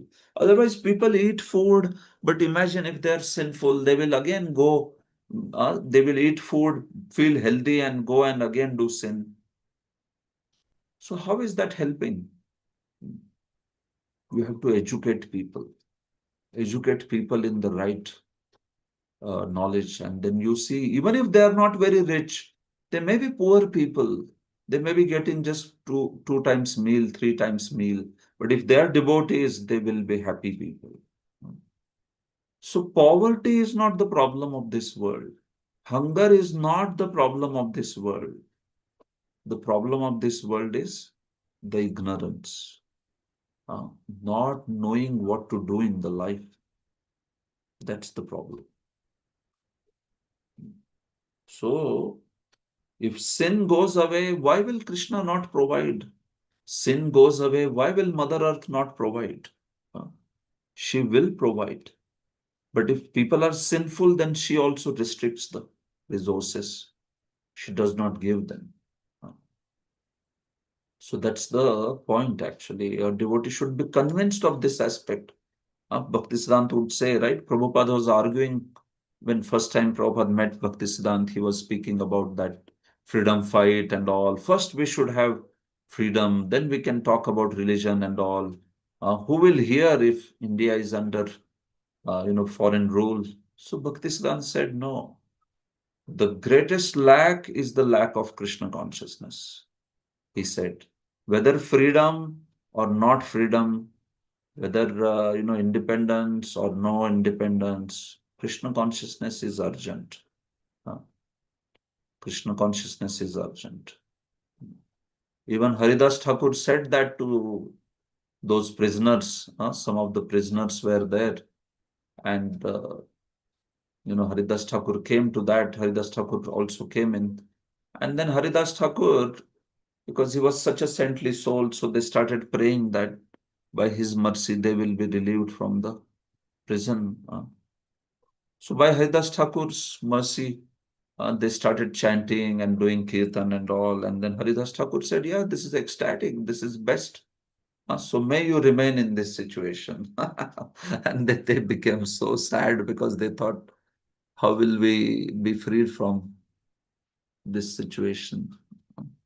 So of course, later by Haridas Thakur's mercy, they all got freed from prison also. But he was saying that in any situation, Krishna consciousness can make you happy. In Russia, so many devotees, because of preaching Krishna consciousness, they were thrown into jails. And there is this classic book you might have read, Salted Bread, uh, written by Sarvabhavan Prabhu, I think. So what a book actually, and what kind of experiences. I mean, we can't believe, right? The bread that they were getting to eat, they mixed it with water and made beads of that so that they could chant. Uh, they didn't eat, but they made beads to chant. So you can see any situation, finally, if we have Krishna consciousness, we can still find shelter. Otherwise, somebody may be, richest person in the whole world. Somebody may be person like, you know, so many rich people, right? Um, there was this singer called Jimi Hendrix, or there was, this famous singer when I was a child, one of the Hollywood's very famous singers called Whitney Houston. So, the way they died, these people, although they had the greatest amount of money, such fame and all, but they just, died due to overusage of drugs, and you know, such reasons. Even Marilyn Monroe and such, actress. very popular actresses of Hollywood and all. They committed suicide, and at least that's what is one of the popular version. In whatever case, they died a very, very miserable death because of, although having such great wealth and such great, beauty and fame and whatnot, you know. Why is that? Because no knowledge, no proper understanding of life. So that's the greatest criminal, ignorance. That's how. So that completes the section of this yoga practice. So now this is the next section. Not going to stop now. As I said, I will stop after this chapter is over. Uh, so this next section, you can see that after describing the, you know, this process of yoga, then Arjuna, he says that this process appears to be impractical because controlling mind is more difficult than controlling the wind. And then Krishna explains the way to control mind. And also he answers Arjuna's question about what happens to an unsuccessful yogi. So that's the rest of the section. So first, let's hear Arjuna's objection with the path of yoga. Arjuna Vacha, Yoyam yogastvaya proktah samyena madhusudana etasyaham na pashyami chanchalatvat sthitim stiram. Yes, Prabhu. Arjuna said, O Madhusudana, the system of yoga which you have summarized appears impractical and unendurable to me, for the mind is restless and unsteady. So Arjuna, he speaks his objection very straight, saying, Krishna, you spoke about this mind, but this mind is not easy to control, no? It is so chanchala. So how can one achieve that steady mind? This process of yoga you are saying, but I don't see it is very practical because mind is so chanchal, so unsteady, right? You remember that story of red monkey that I told in the initial sessions, right? Uh, when the sage told to the boy, don't think of red monkey. 10 days he kept on thinking of red monkey only. So it's not that easy. We also experience in chanting, no? Mind just runs like crazy. Out of 108 Mahamantras, how many Mahamantras it allows us to hear? Uh, Very few Mahamantras actually. You can see for many, many devotees, even to hear 20 Mahamantras out of 108 may be very difficult. The mind is wandering for 88 Mahamantras out of 108. You can imagine. It's not that easy. It may appear, but uh, to hear every single syllable, Hare Krishna, Krishna Krishna, Hare Hare, Hare Rama, Rama Rama, Hare Hare. How many Mahamantras we hear like that? If some of you are able to do more, very nice. It's wonderful. But it's not that easy. Uh, Sometimes in Japa retreats and all, we undergo such workshops, and we can see that it's not that easy. Maybe 25, 30 Mahamantras is quite a good chanting for that matter. Or maybe 50% is like extraordinarily good chanting. Uh, so this is how the system of mysticism described by Lord Krishna, beginning with the word Shuchau Deshe, Pratisthapya, you remember, we began with that, is here being rejected by Arjuna out of a feeling of inability. It is not possible for an ordinary man to leave home and go to secluded place, to mountains or jungles, right? In these days, there are no jungles only. You go in jungle, but there is no jungle. There also construction has started. This construction builders, they have reached there also, like that. Or there may be some mountains or jungles, but we don't know. There may be some dangerous people there who are there to loot you or kill you. In Indian jungles, there was this huge, smuggler of ivory called as Veerappan.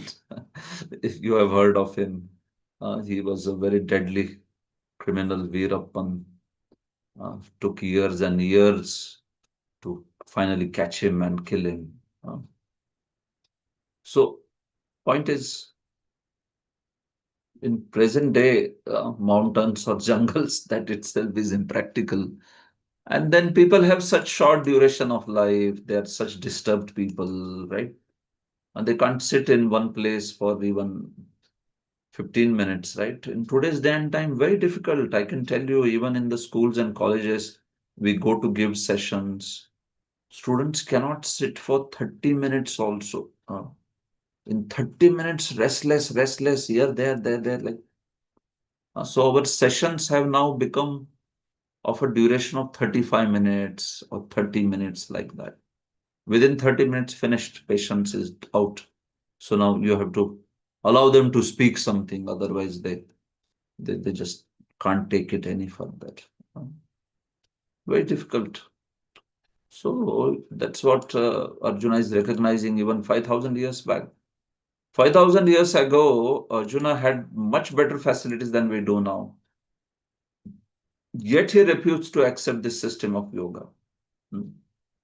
Therefore, this system must be considered generally impossible in this age of Kali. Ashtanga Yoga is not very compatible for the age of Kali. It's not easy. That's what Prabhupada is writing here. I mean, Arjuna himself is recognizing that aspect.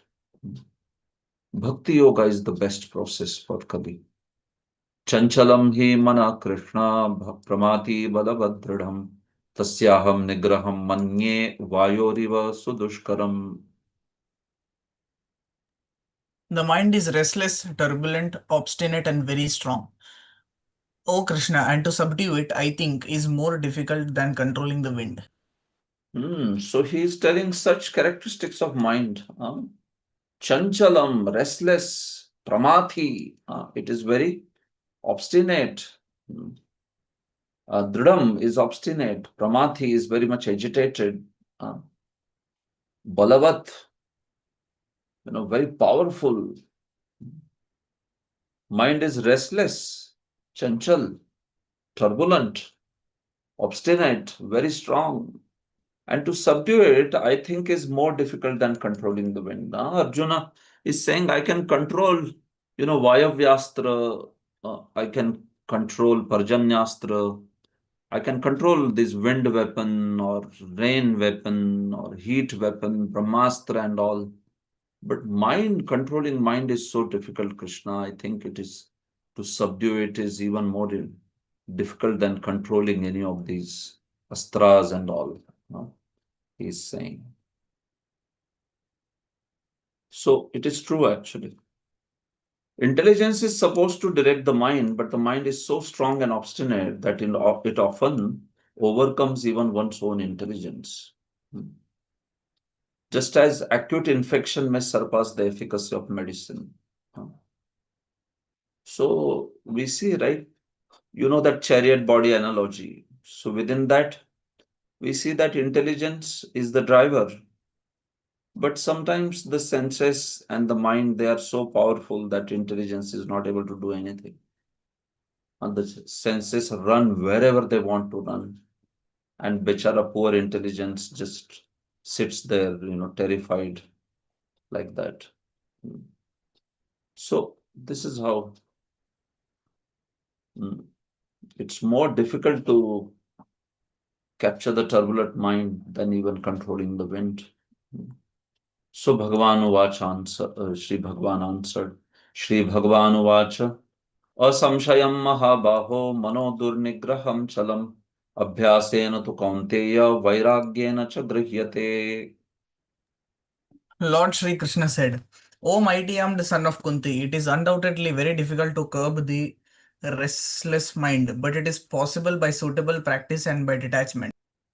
Yes, so remember, Krishna is giving the solution here. Yes, he first of all recognized, yes, Arjuna, what you are saying is not true, is not false. Asamshayam, it is. Indeed true. There is no doubt about it. Mano durnigraham, mind is very, very difficult to overcome. But you can do it by two factors. Abhyasena, vairagyena. Huh? Abhyas and vairagya, these two factors. Huh? अभ्यासेन तो कौन्तेय वैराग्येन च गृह्यते. अभ्यास के द्वारा और वैराग्य के द्वारा इसको ग्रहण किया जा सकता है. तो अभ्यास और वैराग्य क्या है? अभ्यास is the positive spiritual practice. Vairagya is becoming detached from sense gratification. So on one hand, we become detached from sense objects. On other hand, we practice the positive bhakti process, like chanting Hare Krishna, hearing Krishna Katha, hearing Bhagavad Gita, understanding its message, serving deities, serving Krishna, serving devotees. That is called abhyas.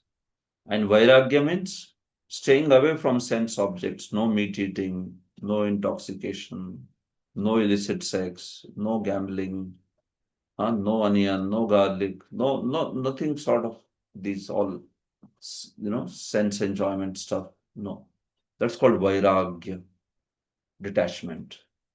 So dono chahiye, right? Both are needed. Prabhupada gives in the purport very nice example.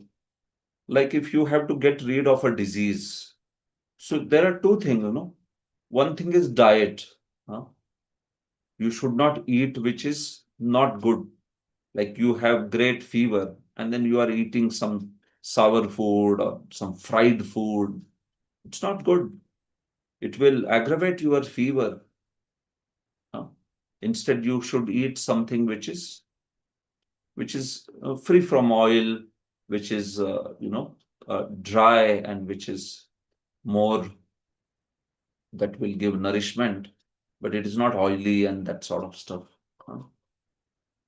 So that is one aspect, diet. But you also have to take the medicine, right? So medicine will also act on curing the disease. So taking medicine is like chanting Hare Krishna and all that. And staying away from, food which is undesirable is like detachment. Such nice example Prabhupada is giving. Abhyas, vairagya. Positive, negative. So if both can be done, no, then mind can be controlled. So we engage the mind in Krishna's service, chant Hare Krishna, learn Gita, study Gita, discuss it, recite the verses, give the mind some engagement. Mind needs engagement. If you give him, no, he will leave its, attention on other things. But we don't give any engagement only to the mind. So then he is free to roam around. No, try memorizing verses, try memorizing prayers, reciting prayers, sharing with each other, explaining to each other. Whenever you meet, tell what are you reading now? What did you find? What did you hear in class that you liked? ये सब होना चाहिए भक्तों के बीच. But sometimes we see that some prajalpa is going on, or some useless talk is going on. No. So if we can keep our mind engaged, no, we see that it will very nicely become purified and come under control. So abhyas and vairagya, Krishna's brilliant answer to controlling the mind aspect. Practice. Okay, I'm sorry. Yeah, practice and detachment. The first and foremost of such devotional engagement, meaning abhyas, is hearing about Krishna, Shravanam. This is a very powerful transcendental method for purging the mind of all misgivings. The more one hears about Krishna, more one becomes enlightened and detached from everything that draws the mind away. देखो पहली चीज है श्रवणम. We should have profuse shravanam. We should read deeply. We should hear nicely, discuss nicely, understand it deeply. If you understand very nicely, then the mind will become very pacified. If your spiritual intelligence is strong, then mind will be in control. If it is very weak, तो फिर वो mind कुछ सुनेगा नहीं उसका. This way. So that's why hearing about Krishna, it begins with that. ये इसको बोलते हैं अटैचमेंट. ये पॉजिटिव अटैचमेंट है. Detachment, attachment, we want both. We don't want only detachment like yogis. Of course, yogis also have meditation on the Lord, but our process is to even more dynamic. It is engaging Shravanam, Kirtanam, Vishnu Smaranam, so many varieties of engagement. हम तो ऐसे नहीं ना सिर्फ बैठ के ध्यान कर रहे हैं परमात्मा पे. क्या दूसरा क्या करना है? कुछ नहीं करना, बैठना है. नींद आ रही है, नहीं तो भी बैठना है. ऐसा नहीं है हमारा. If you feel sleepy, so you get up, you serve, and then again sit for chanting, or you recite some prayer, sing some beautiful prayer. Like I remember those days in base and all, we used to have a diary and we should write beautiful prayers. So when in chanting after 2, 3 rounds, if mind is getting distracted, we would recite that beautiful prayer from Padyavali or from, Bhagavatam. And then just by that prayer, consciousness will come back again and then we chant again nicely. So Bhakti is having so much variety also, no? It's such a beautiful process like that. So that's the point. Prabhupada compares it also to a hungry man. The more one eats, more one feels satisfaction and strength. It is something like curing a disease by expert treatment and appropriate diet. तो diet भी जरूरी है और medicine लेना भी जरूरी है. So you see, very nice examples he has given in the purport. So Krishna is recognizing that yes, it's not easy to control the mind, but you can do it. Abhyas and vairagya. असंयतात्मना योगो दुष्प्राप इति मे मतिः वश्यात्मना तु यतता शक्यो वाप्तुम् उपायतः.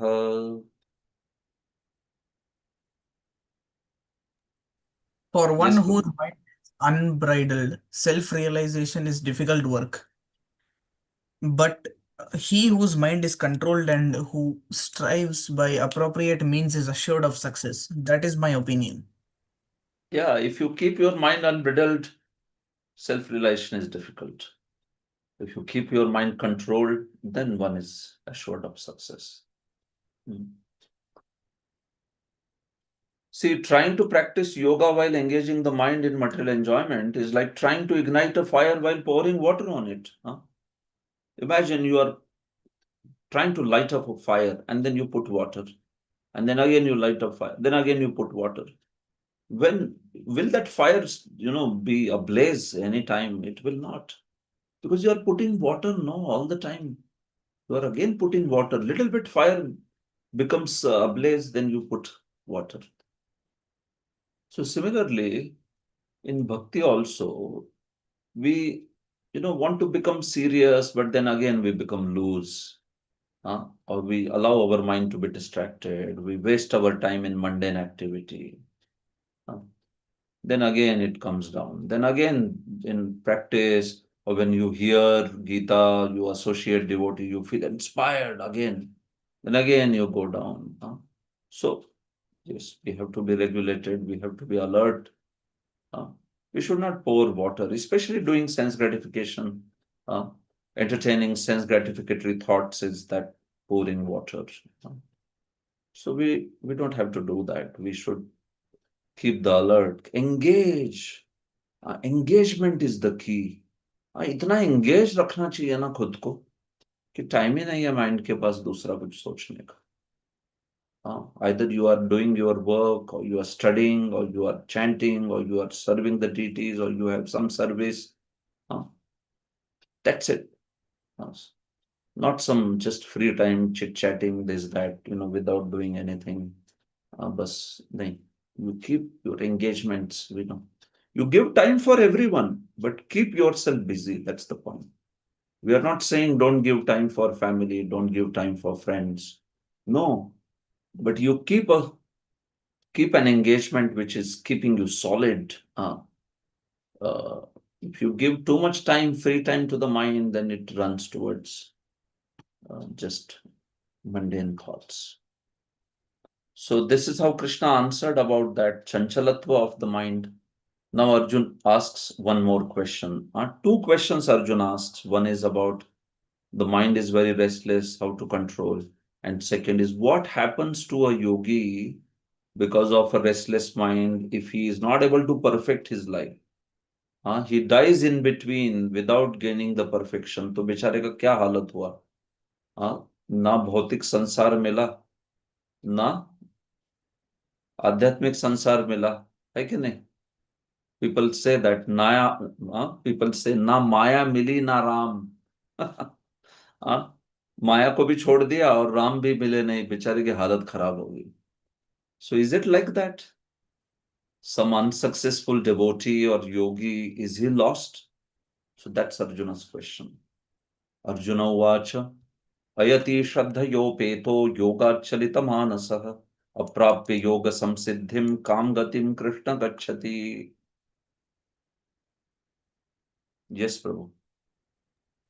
Arjuna said, O Krishna, what is the destination of the unsuccessful transcendentalist who in the beginning takes to the process of self-realization with faith, but who later desists due to worldly mindedness and thus does not attain perfection in mysticism? Yeah, so he's asking that he takes up the process with faith, but later he somehow gets distracted and does not attain perfection and, gives up his body in the sense such a person dies, suppose. Or what if he falls from that path only? uh, while living in this world, he falls from that path, suppose. Or somebody who does not fall from the path but does not achieve perfection also, and he gives up his body.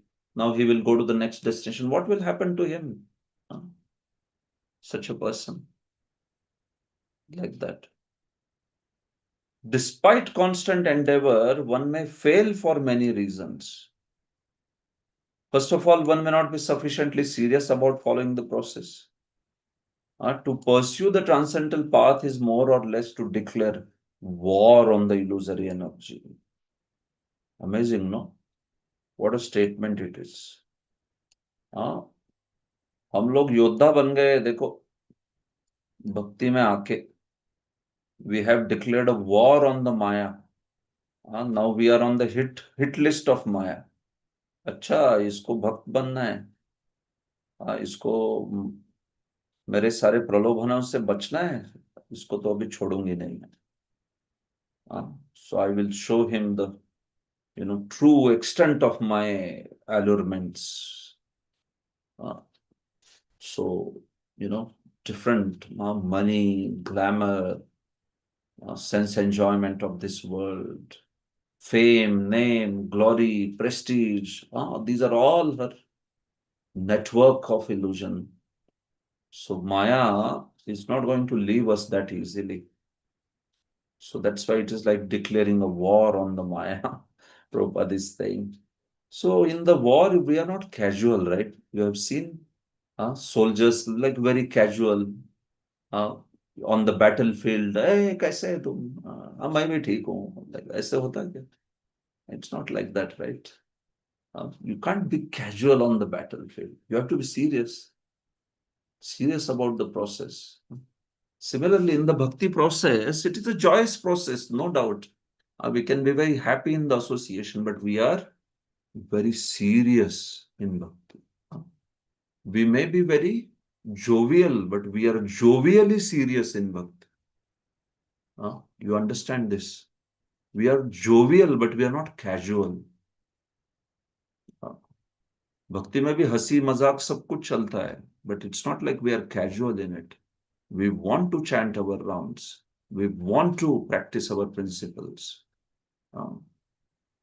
So there is scope for everything, but when it comes to our principles, we are uncompromising on that. We will follow those principles. We will follow our ideals this way. So that's being serious in bhakti. So that's the point. Prabhupada is writing trying to be Krishna conscious is like waging a war against Maya. So one has to be very strong and determined in the war. And in the war also, one other important point is we should be together to fight, right? Imagine some soldier, he gets, distracted and, has a detour and goes away from the rest of the team. So it's quite likely that he may be shot dead, right? Because he's lost the, support of all other fellow beings. So when they progress also in a way that the company, meaning the troop of the warriors, they move ahead together in a way that it's supporting each other, I mean to say. So similarly, we should be in association. कश्चिन्नो भय विभ्रष्टश्चिन्ना भ्रमीव नश्यति अप्रतिष्ठो महाबाहो विमूढ़ो ब्रह्मण पथि. O mighty armed Krishna, does not such a man who is bewildered from the path of transcendence fall away from both spiritual and material success and perish like a riven cloud with no position in any sphere? Yeah, so Arjuna is asking a very genuine question. Huh? As a devotee, I could not perfect my life. And because I was trying to practice bhakti, so I never pursued sense gratification also. So I lost the material life and I lost the spiritual life also. Is it not like a riven cloud? A cloud which is, lost from the mass of clouds and just swept away by the wind. Uh, so is it not the case with the devotees? Arjuna is asking a very genuine question. Uh, because sometimes this question is also in our mind.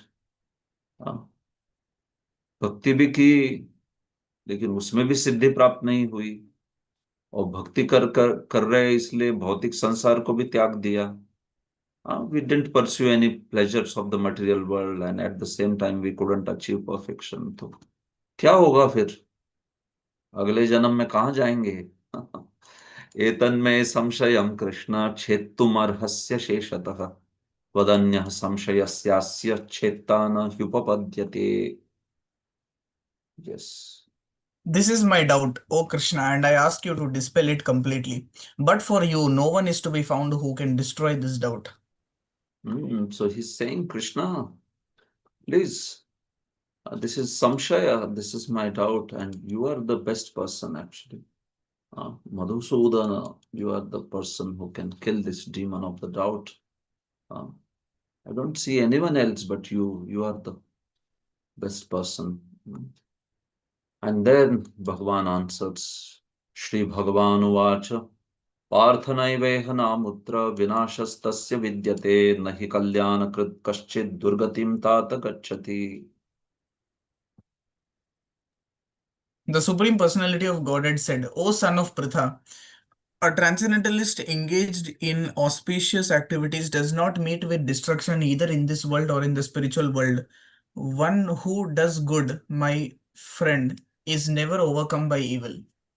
Yeah, so first Krishna gives such an assuring words, such an assuring, statement to Arjuna. He says, "My dear Parth, uh, understand this, that whether in this world or the next, such a devotee, such a yogi will never meet destruction. Nahi kalyanakrit kaschit durgatim tat gacchati." Tat, oh my beloved Arjuna, tat is actually spoken to someone who is very dear. Uh, tat is spoken actually by younger to a fatherly person and also by a fatherly person to younger person. In Sanskrit, tat can be used both ways. Like you may see uh, some father or uncle may be also called as tat. And then the uncle may call also, or father may call the son, child as tat. नहीं कल्याण कृत कश्चित दुर्गतिम. अरे देखो, जिसने इस कल्याण के मार्ग को लिया वो कभी भी दुर्गति को प्राप्त नहीं होगा अर्जुन. भले ही वो इस मार्ग पर पूरी तरह से सिद्धि भी क्यों ना प्राप्त करे या सिद्धि प्राप्त कर भी ना पाए, आप ये समझिए कि कभी उसकी दुर्गति नहीं होगी. हाँ. There is no loss actually. Prabhupada is quoting famous verse from Bhagavatam, Tyaktva swadharmam charanam bhujam paret. Where is the loss of fall even if a person falls? Why? Because Krishna will speak that such a person gets a very special birth. The Bhagavatam assures the unsuccessful transcendentalists that there need be no worries. Such a person who falls is still not a loser, because auspicious Krishna consciousness is never forgotten. And once so engaged, he will continue to be even if he's low born in the next life. We see that what will be the next life of such a person. So Prabhupada says that there is regulated and non-regulated, Arya and Anarya. And between Arya people also there are three people. Those who are Sakam Karmis, those who are Jnanis or Nishkam Karma Yogis, and finally Bhaktas. So these are the three paths of auspiciousness. You can say. Paths of auspiciousness, Kalyankrit, वो बोला जा रहा है. And amongst them, which is the greatest path? Karma, Gyan or Bhakti में? Bhakti is the greatest path. So yogis or bhaktis, even jnanis, they don't get, they don't get lost actually. So what happens to them? You hear, Prapya punya kritam lokan ushitva shashvati sama shuchinam shrimatam gehe yoga bhrashto bhijayate. Yes. The unsuccessful yogi, after many, many years of enjoyment on the planets of the pious living entities, is born into a righteous, in a family of righteous people or into a family of rich aristocracy. So if such a person, and see, this refers to yogis also. Don't consider that this refers to only bhakti yogis. You see, context is in fact of Ashtanga yogi, right? So this particular verse also applies to yogis or jnanis who follow the transcendental path. Anybody who follows the transcendental goal of life, not the sakam karmis and such people, but transcendental goal. So like jnanis, yogis, bhaktas. So it will apply for them. So what happens if they have not made much advancement and suppose they died without making very great advancement? So what happens is then such people are born in two kinds of families, either in the family of, very pure, pious family like Brahmanas or like that, or they are born in a family of great aristocratic people. But before that, they also go to the heavenly planets and stay there for long time. And then after that, they are born into such families. So in a way, staying on the planets of higher beings, higher planets and all, it's a wastage of time, right? So that's why Prabhupada would say one should try to go back to Godhead in this one life only. But yes, here Krishna's focus is on this aspect that such a person is not lost. So if one performs bhakti or if one performs yoga, and then without making much advancement, if someone dies, then because of this powerful process of bhakti, but at the same time, because person's material desires have not gone away, so Krishna typically he makes them stay in some higher planets where there is a great enjoyment, Ushitva Shashwati Sama. And once that enjoyment is over, then he gives them birth on the material planet, in the sense on Martyaloka, Bhuloka, in the family of great Brahmanas, pure people, or in the family of great aristocratic people. And these people are called Yoga Bhrashta. योग भ्रष्ट मतलब जो योग के मार्ग से भ्रष्ट हो गए थे पिछले जन्म में, योग भ्रष्ट. Why does Krishna give birth in such families? Because if they are born in such families, there is better chance of practicing spiritual life, isn't it? They can come back to the spiritual life. Shuchinam, Shrimatam. Even in the rich family, someone may say, how is that favorable situation? That is because then such a person does not have to worry about, meeting two ends. How am I gonna, meet my needs, survival, udar nirvaha. How will I sustain in this world? I have to work, I have to earn. So those who are very rich people, they don't have those worries. So then in such case, we see that they can focus on the spiritual life. So these are rich, aristocratic, rich but pious families. These are not some rich people who are, very sinful rich people. No. These are rich but pious people. Like in India also, there are many families like that, right? Traditionally, they are extremely rich people, but they are also very pious people. They have great religious ideals and like that. So that's Shuchinam and Srimatam. Uh, You see, a Brahmana or aristocratic merchants and such people. So then they can focus their life on bhakti. But what if someone has made great advancement and then died? Previous example was someone who couldn't make much advancement.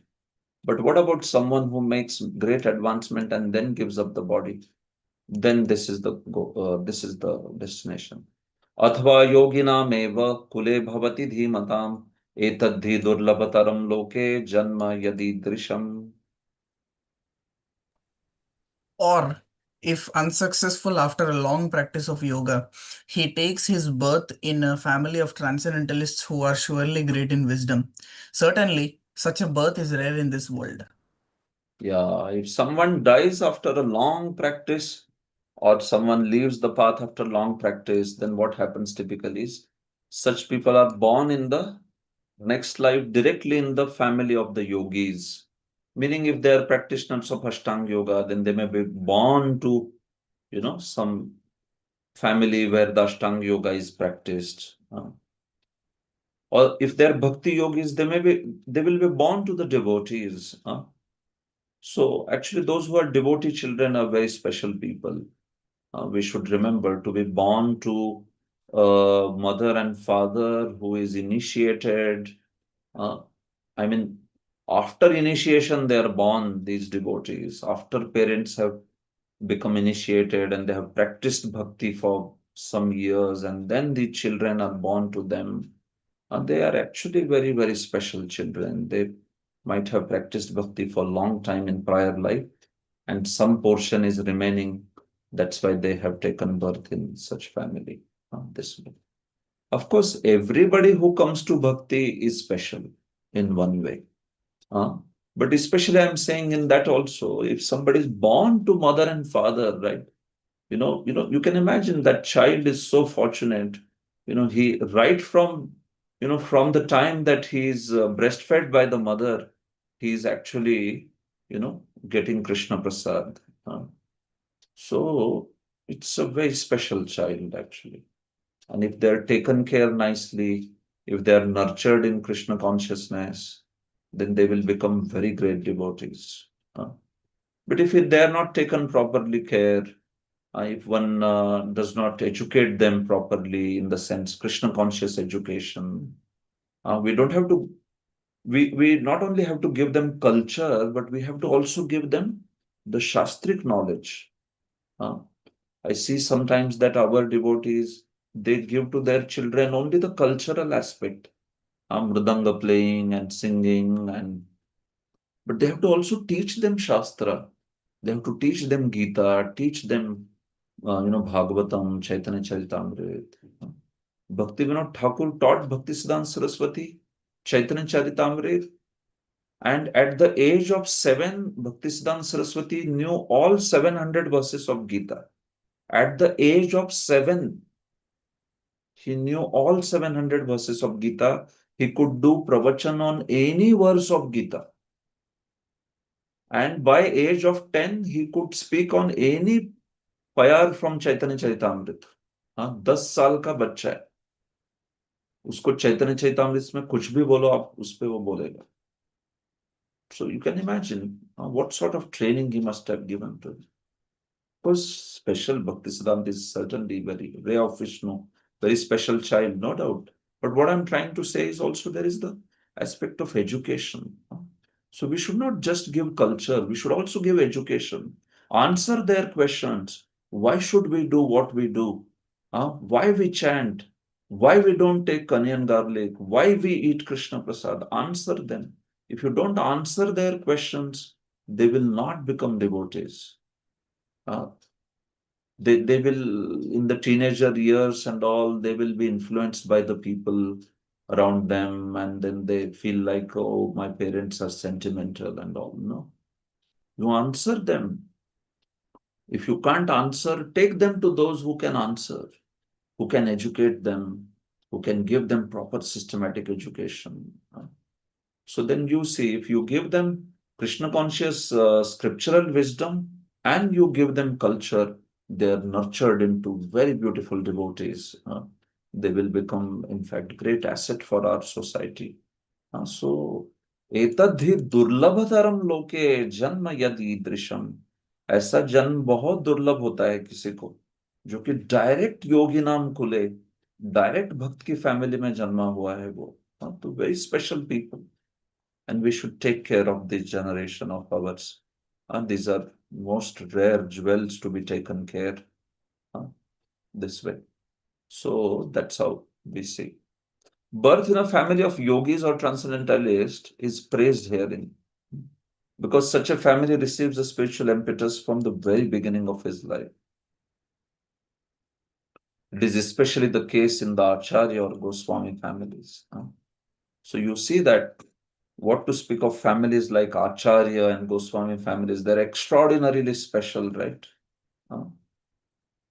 Such families are very learned and devoted by tradition and training, and thus they become spiritual masters.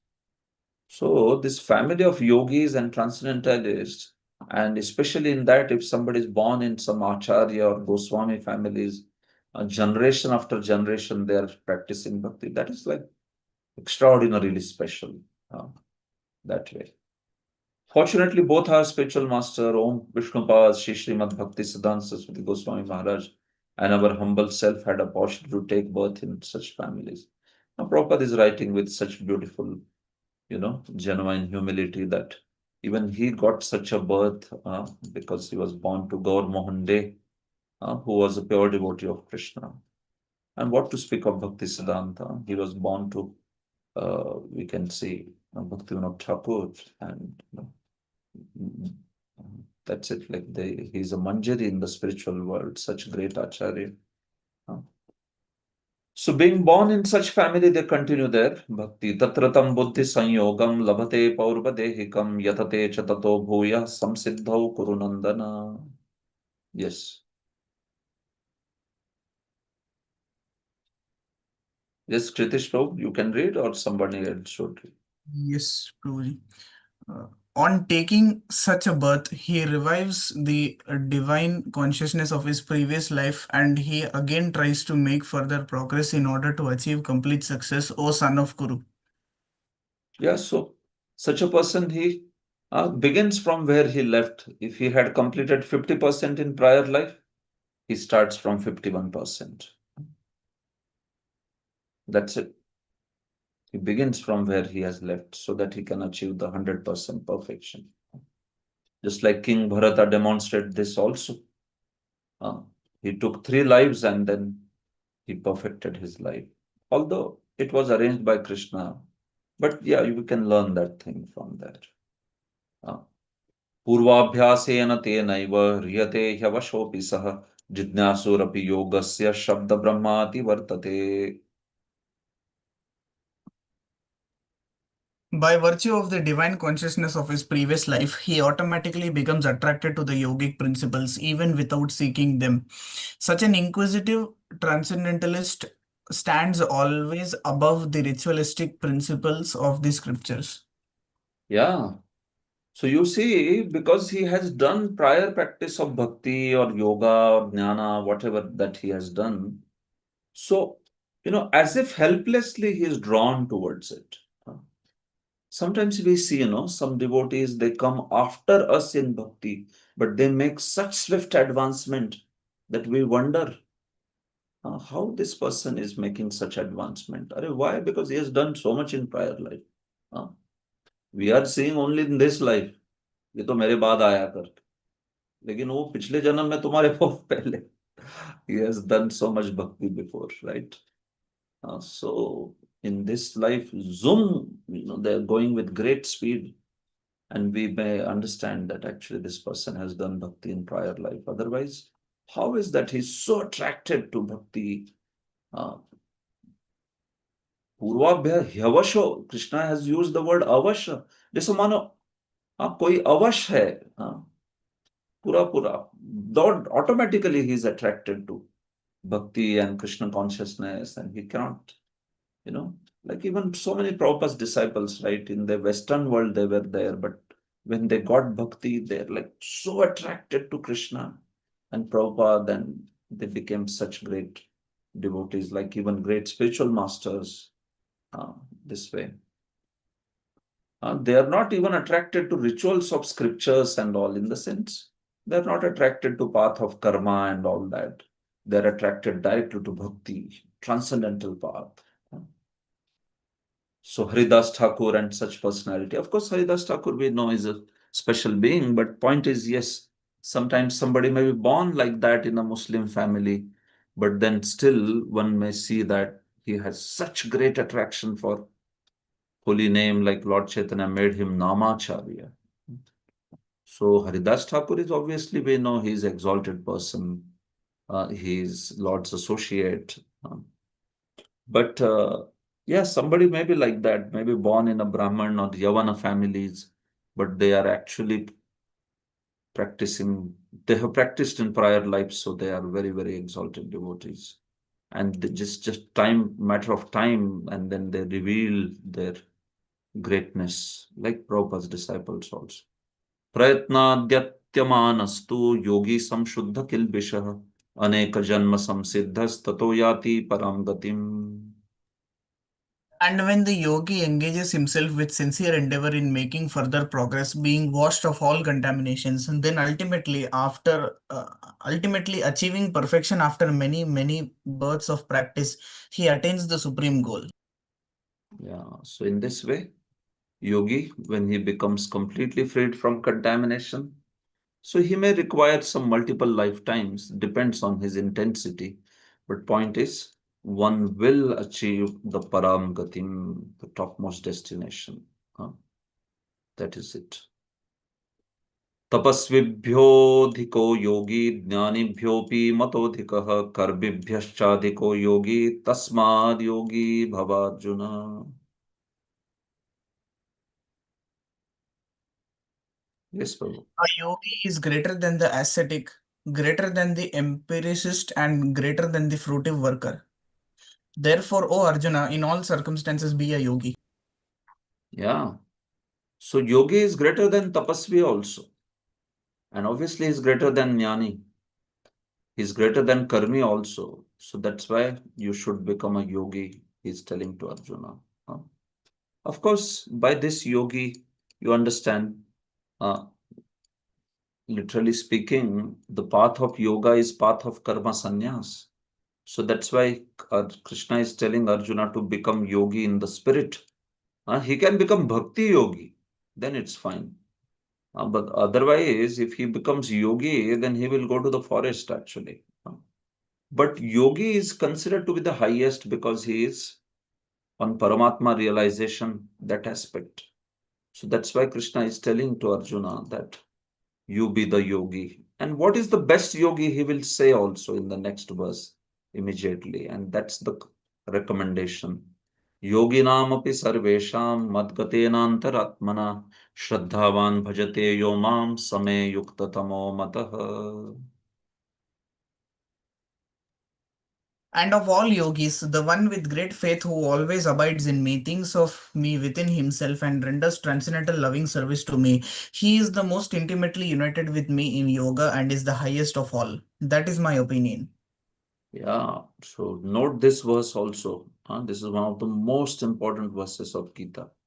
At the end of first 6 chapters, Krishna is declaring already who is the topmost yogi. When he has already declared that yogi is the best of all, and amongst those yogis also, who is the best? That is the bhakti yogi. So this verse These last two verses, in fact, describe already that Bhakti Yoga is the topmost. Yoginam api sarvesham, amongst all the yogis, who is the topmost? Topmost? So he says, Madgate Anantaratmana, one who in his mind is always seeking my shelter, my refuge. Shraddhavan, he is full of Shraddha. And bhajate, that's such an important word. Bhajate, he does bhajan of me. तो कौन भजन करता है भगवान का? Bhakta does the bhajan of the Lord. Huh? Bhaj dhatu has the meaning of to serve. Bhaj sevayam, Panini defines. So such a person who with great faith abides in me and serves me with his mind and senses, Same yukta tamo mataha. I'm telling you, Arjuna, he is the superlative yogi. He is not comparative. He is superlative yogi, yukta tamo. In Sanskrit, tara tama. Yukta, yukta tara, yukta tama. Tama means the best. Yukta tama. He is the best yogi. So he's declaring clearly Bhakti Yogi is the topmost yogi. Bhajate. Bhaja means service. See, Prabhupada is writing also. It's a very technical meaning of bhaja. Sanskrit, bhaja sevayam. Service with love and faith is especially meant for Supreme Personality of Godhead. And that's Bhakti Yoga actually. Bhajanti is applicable to Supreme Lord only, not to demigods or other common living entity. So, in these 6 chapters, Prabhupada is telling in the summary, Karma Yoga without fruitive results is the beginning of this transcendental path. When Karma Yoga increases in knowledge and renunciation, the stage is called Jnana Yoga. When Jnana Yoga increases in meditation on the Super Soul and the mind on him, it is called Ashtanga Yoga. And when one surpasses Ashtanga Yoga and comes to the point of Supreme Personality of Godhead, it is called Bhakti Yoga. So these words actually are giving the yoga ladder. So this yoga ladder, when I visit for the next section, I will explain to you yoga ladder in detail. That way it will also be revision of the first 6 chapters. But you have understood, the path of Sakam Karma is being attached to fruits. Nishkam Karma Yoga means being detached from the fruits, but one works in Varnashram. Jnana Yoga, one takes karma sannyas. Ashtanga Yoga, karma sannyas, bhakti yoga. One works, but still one does everything for Krishna, with love for Krishna. So it is highest yoga. Sakam karma, nishkam karma, jnana yoga, ashtanga yoga, bhakti yoga, topmost. So we'll see this yoga ladder in detail because there are fine points in that. It will be a session in itself. But you have understood in principle what it is basically. So this completes in this way. So this whole Bhakti Yoga process Prabhupada is introducing here then, but the whole next 6 chapters is that discussion only. We'll talk about this.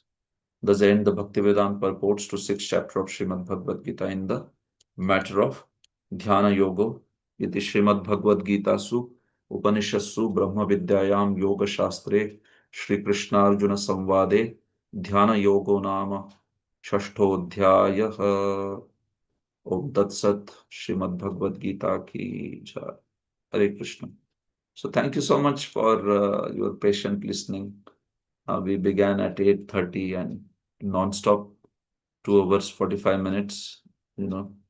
You all patiently heard. Thank you so much.